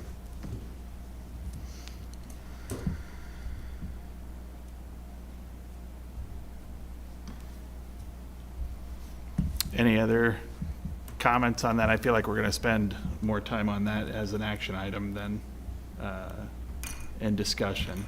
So is it all right if we move forward to 8.06? The Go Guardian renewal. Yep, so Go Guardian, that's our software that we use to manage all of our Chromebook systems. We have a 3-year renewal, $71,122 is the renewal. So essentially it's 33,000, or yeah, 33,000. Yeah, so it's one price, we paid up front, and then it's good for 3 years, so a little over $20,000 a year, 23. Any questions, comments regarding the quote? Okay. We'll move on to 8.07, Creft Sewer Repair. So this is the issue that we had, so under the sewer, so it started off as they tried to fix about 40 feet, and they fixed about 40 feet, and then they said, oh geez, it's not touching it, so they went out to 75 feet, and now they're up to 150 feet, which takes us under Creft, clear to the middle hallway. This actually all came about like 2 days after the bond vote, so it was like fate, I guess. So the biggest thing is right now we have some bathrooms that are out of commission, so in order to put those back in commission, we gotta fix this. So essentially what that means is there's 150 feet under Creft, in the sewer, where it's eroded to the point where now it's just letting in all the gravel and the sand and everything else from underneath. So they need to go in and fix those sections. I believe they're just opening up the floor and are they putting a sleeve in, or how are they fixing that? I'm involved in this. Gotcha. Yeah, that's just a gym thing. So, we received 2 bids, Viper for 40,000 and then Burton for about 45,000. So recommendation is just to go with Viper, and they'll do it over Christmas break. They'll tear up the floor, fix it, put back the floor, and then we'll have Kelly's Carpet come back in and fix the carpet. Have we used Viper before for anything? Yeah, we've been using them quite a bit Okay. recently. So they're usually the most cost effective. So even though it's all expensive, just keep going down. You'll see there, they'll kind of talk, give a kind of an explanation about what they're gonna do. So fix the sewer in the hallway. The areas we'll be tearing out go as far as 70 feet in total length for the sewer replacement.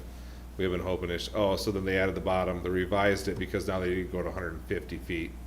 Tearing out the hallway from the boys' girls bathroom, the original ending spot in the entry next to the gym doors. So, Are those bathrooms on the one end still shut down? yeah. And they'll just replace it with the same carpet or? Yeah, same carpet. Yeah, we just put down carpet squares, so we have a lot of them on hand, so it should be able to just glue some carpet squares down. So that won't be the issue.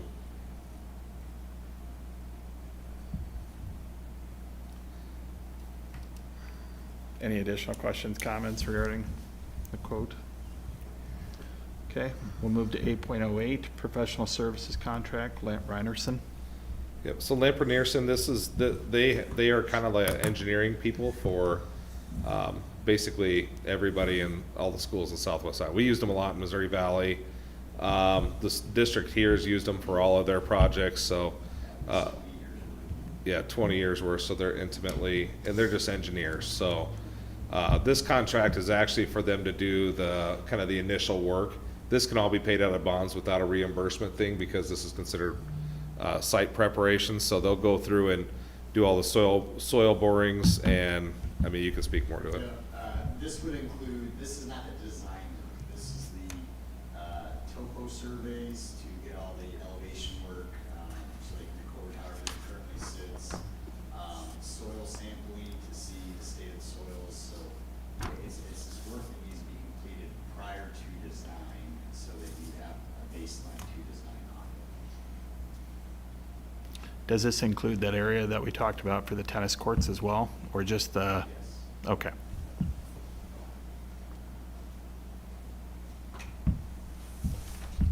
This is high school, middle school, and Titan Hill, all the lots and drives and.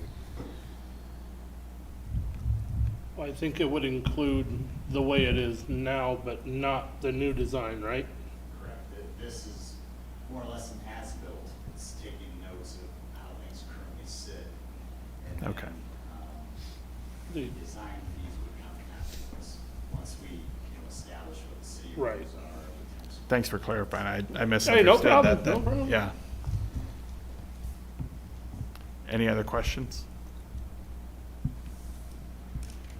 Okay, we'll move to 8.09, professional services contract for the vestibule architect. So when we started this, there's kind of 2 vestibules that we're looking at. One is Kraft, we want people to actually go through into the office, through the office when they need to see them. And then there's the high school, which is a more intensive process.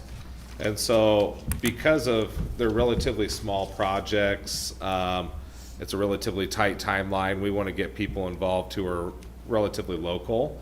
So we looked at, kind of vetted 2 of them. BBH we've worked with for a lot of years. They did the auditorium and the operations building most recently. They kind of gave a quote, $2,500 just to kind of get, that would be applicable to their service fee, the total design fee. But that's just to help them get started and try to figure out like, what exactly do we need? Making trips, doing study of the hallways and those types of things. And then BCDM was the other company, new to LC, lots of work in the schools around the Omaha area. Project Advocates works with them quite a bit. The lead guy there, Matthew, was with CMBA. And so when I was in Missouri Valley, I worked with him there. So like, I at least know a face. He did a great job for us up there. My recommendation would be to, give BCDM a try. They came up, they had probably the most out of the box thoughts when they came, which is good because we have a limited budget and we're trying to get the most done with it. So they kind of outside the box. They're free to have them come and do this work. already know Matt, so like there's, you know, there's kind of a connection there. At least I know who he is, and I've worked with him before, so it's not like they're brand new. And they currently are working on vestibule projects right now, so they're able to come and give us some kind of ideas of what they're doing. Again, these are not high dollar projects, I mean, everything's expensive, don't get me wrong, when I say not high dollar, I mean, it's still high dollar, but smaller projects, so. But you worked with BCDM. I have not worked BCDM, I've worked with their lead architect who's working with us. He was with a different company when I Gotcha. worked with them before. Okay. Yep.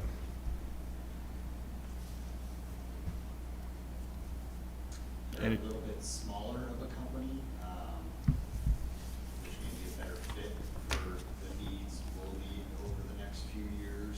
So this is a great way to give them a chance at something small to start with. And, Absolutely, they yeah. may be the right people for the middle school, but the way they kind of think outside the box, like Brent said, because that's going to be kind of a tricky little job. The nice thing is I figure we have experience with BVH. We have experience with HTM here in town. They did our last vestibule project at the middle school, which we haven't done yet.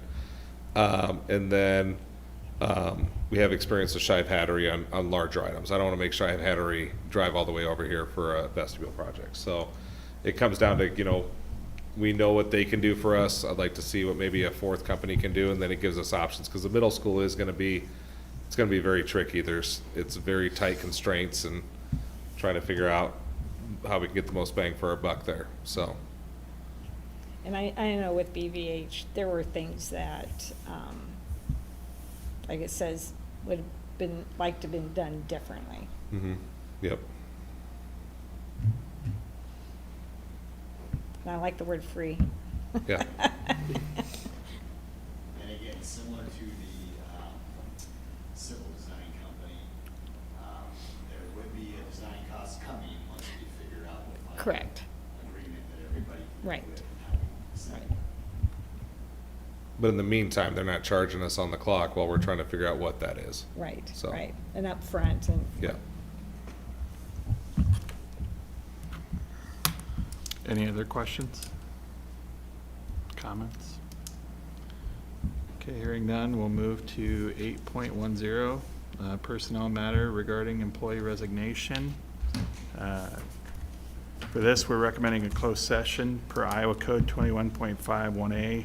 Closed session is appropriate to review or discuss records which are required or authorized by state or federal law to be kept confidential, or to be kept confidential as a condition for that governmental body's possession or continued receipt of federal funds.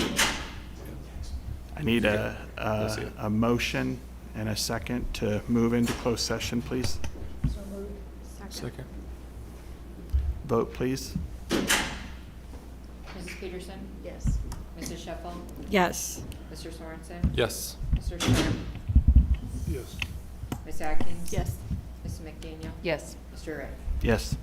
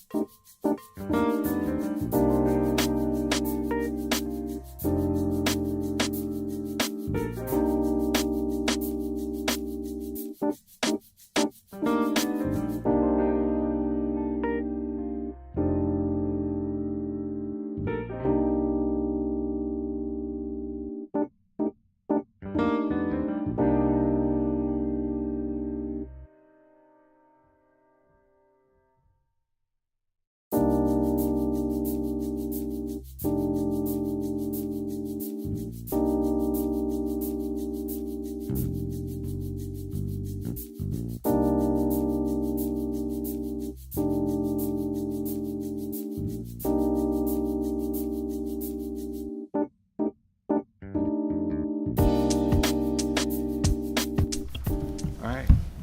So now we're at comments and suggestions. This is the second time in our meeting where we open the floor to the public for any communication directly with the board. Do we have anybody?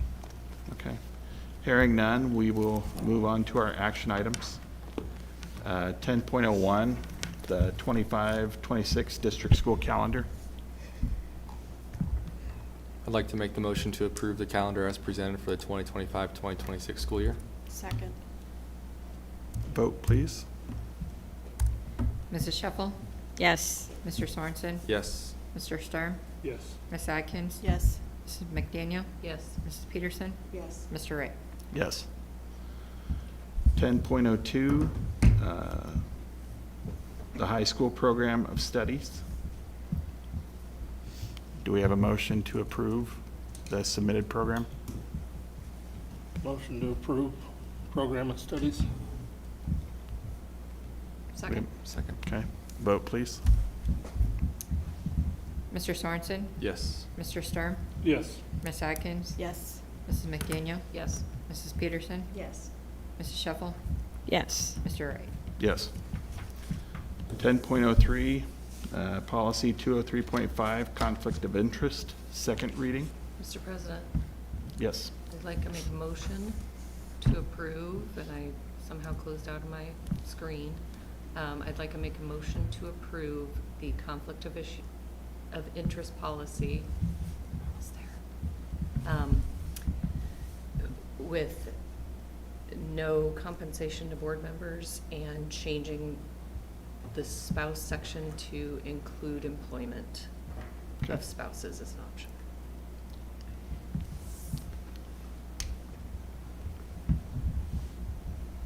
There a second? Sorry, I you can said second, the- right? Sorry, did you I know you say? had to pass it around. No compensation to board members Okay. and allowing employment of I think it's spouses and option other one. family members. I'll second. Okay, vote please. Mr. Sturm? No. Ms. Atkins? No. Mrs. McDaniel? Yes. Mrs. Peterson? No. Mrs. Shuffle? No. Mr. Sorensen? Yes. Mr. Wright? Yes. Motion fails 4-3.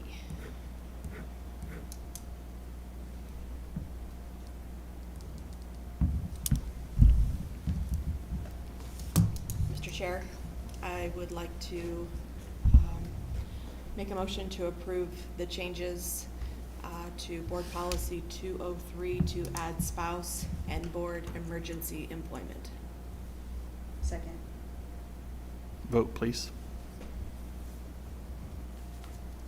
Ms. Atkins? Yes. Mrs. McDaniel? Yes.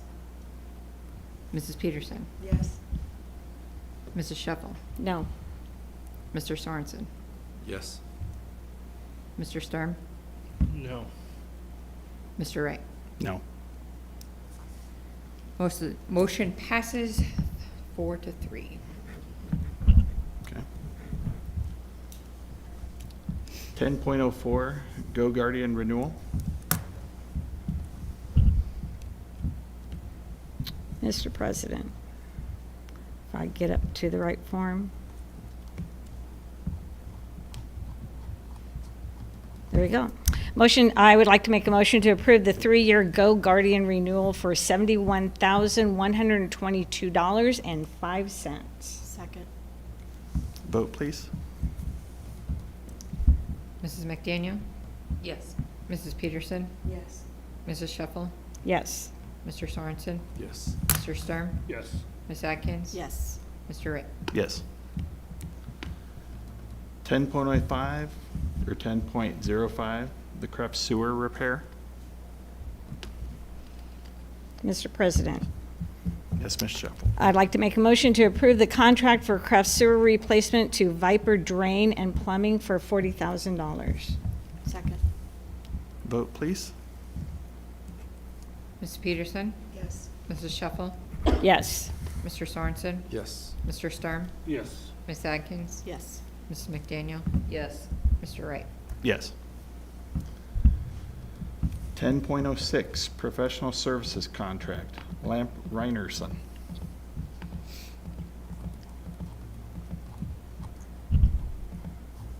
Mr. President, I'd like to Yes, make, Ms. Atkins. oh, Nope, you go right ahead. sorry, I'd like to make the motion to approve the professional service contract with Lamp Reimerson for a total cost of $56,000 or $56,300. Second. Vote, please. Mrs. Shuffle? Yes. Mr. Sorensen? Yes. Mr. Sturm? Yes. Ms. Atkins? Yes. Mrs. McDaniel? Yes. Mrs. Peterson? Yes. Mr. Wright? Yes. 10.07, professional services contract, vestibule architect. Mr. President, Yes, Ms. Shuffle. I would like to make the motion to approve the professional service contract for BCDM for the initial review of the high school and Kraft vestibule project as presented. Second. Vote, please. Mr. Sorensen? Yes. Mr. Sturm? Yes. Ms. Atkins? Yes. Mrs. McDaniel? Yes. Mrs. Peterson? Yes. Mrs. Shuffle?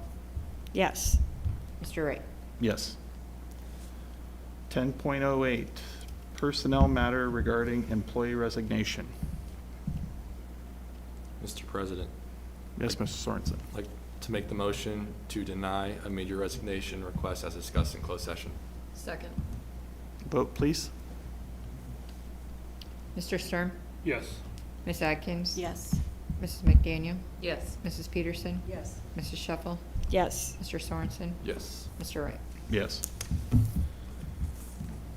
11.01, items of interest, future board meetings. Happy holidays to everybody over the next few weeks. Our next regular scheduled board meeting is going to be January 13th, 2025. Okay, then next, adjournment. Yep, next one, let's see, so January 13th, we may be having a special board meeting, in January. That'll be announced later on, once we kind of have a, like I talked about, we might have to get a program of, this is what we're definitely gonna recommend for the summer facility work. Just kind of work through that. Otherwise, we also have the facility committees meeting on January 14th. So, and now that negotiations are open, now we can kind of meet as needed with the LCEA, so. So would that special board meeting be before the January 13th? No, it'll be after. Okay. Yep, it'll probably be very, maybe right before our February meeting, so it just kind of depends. If we want you to approve something in February, we might see if we can get you together prior, kind of do a board work session, and then have the regular board meeting afterwards. So, just trying to figure out what that looks like, so. Okay, so at this time, we will close out this meeting. All in favor, say aye. Aye. Hang on, can I get a motion to adjourn? I'll make a motion to motion. adjourn. Okay. So moved, or second. Thank you. Sorry. I just got Now you excited. can, all in favor? All in favor, say aye. Aye. Opposed? Those opposed? Good evening.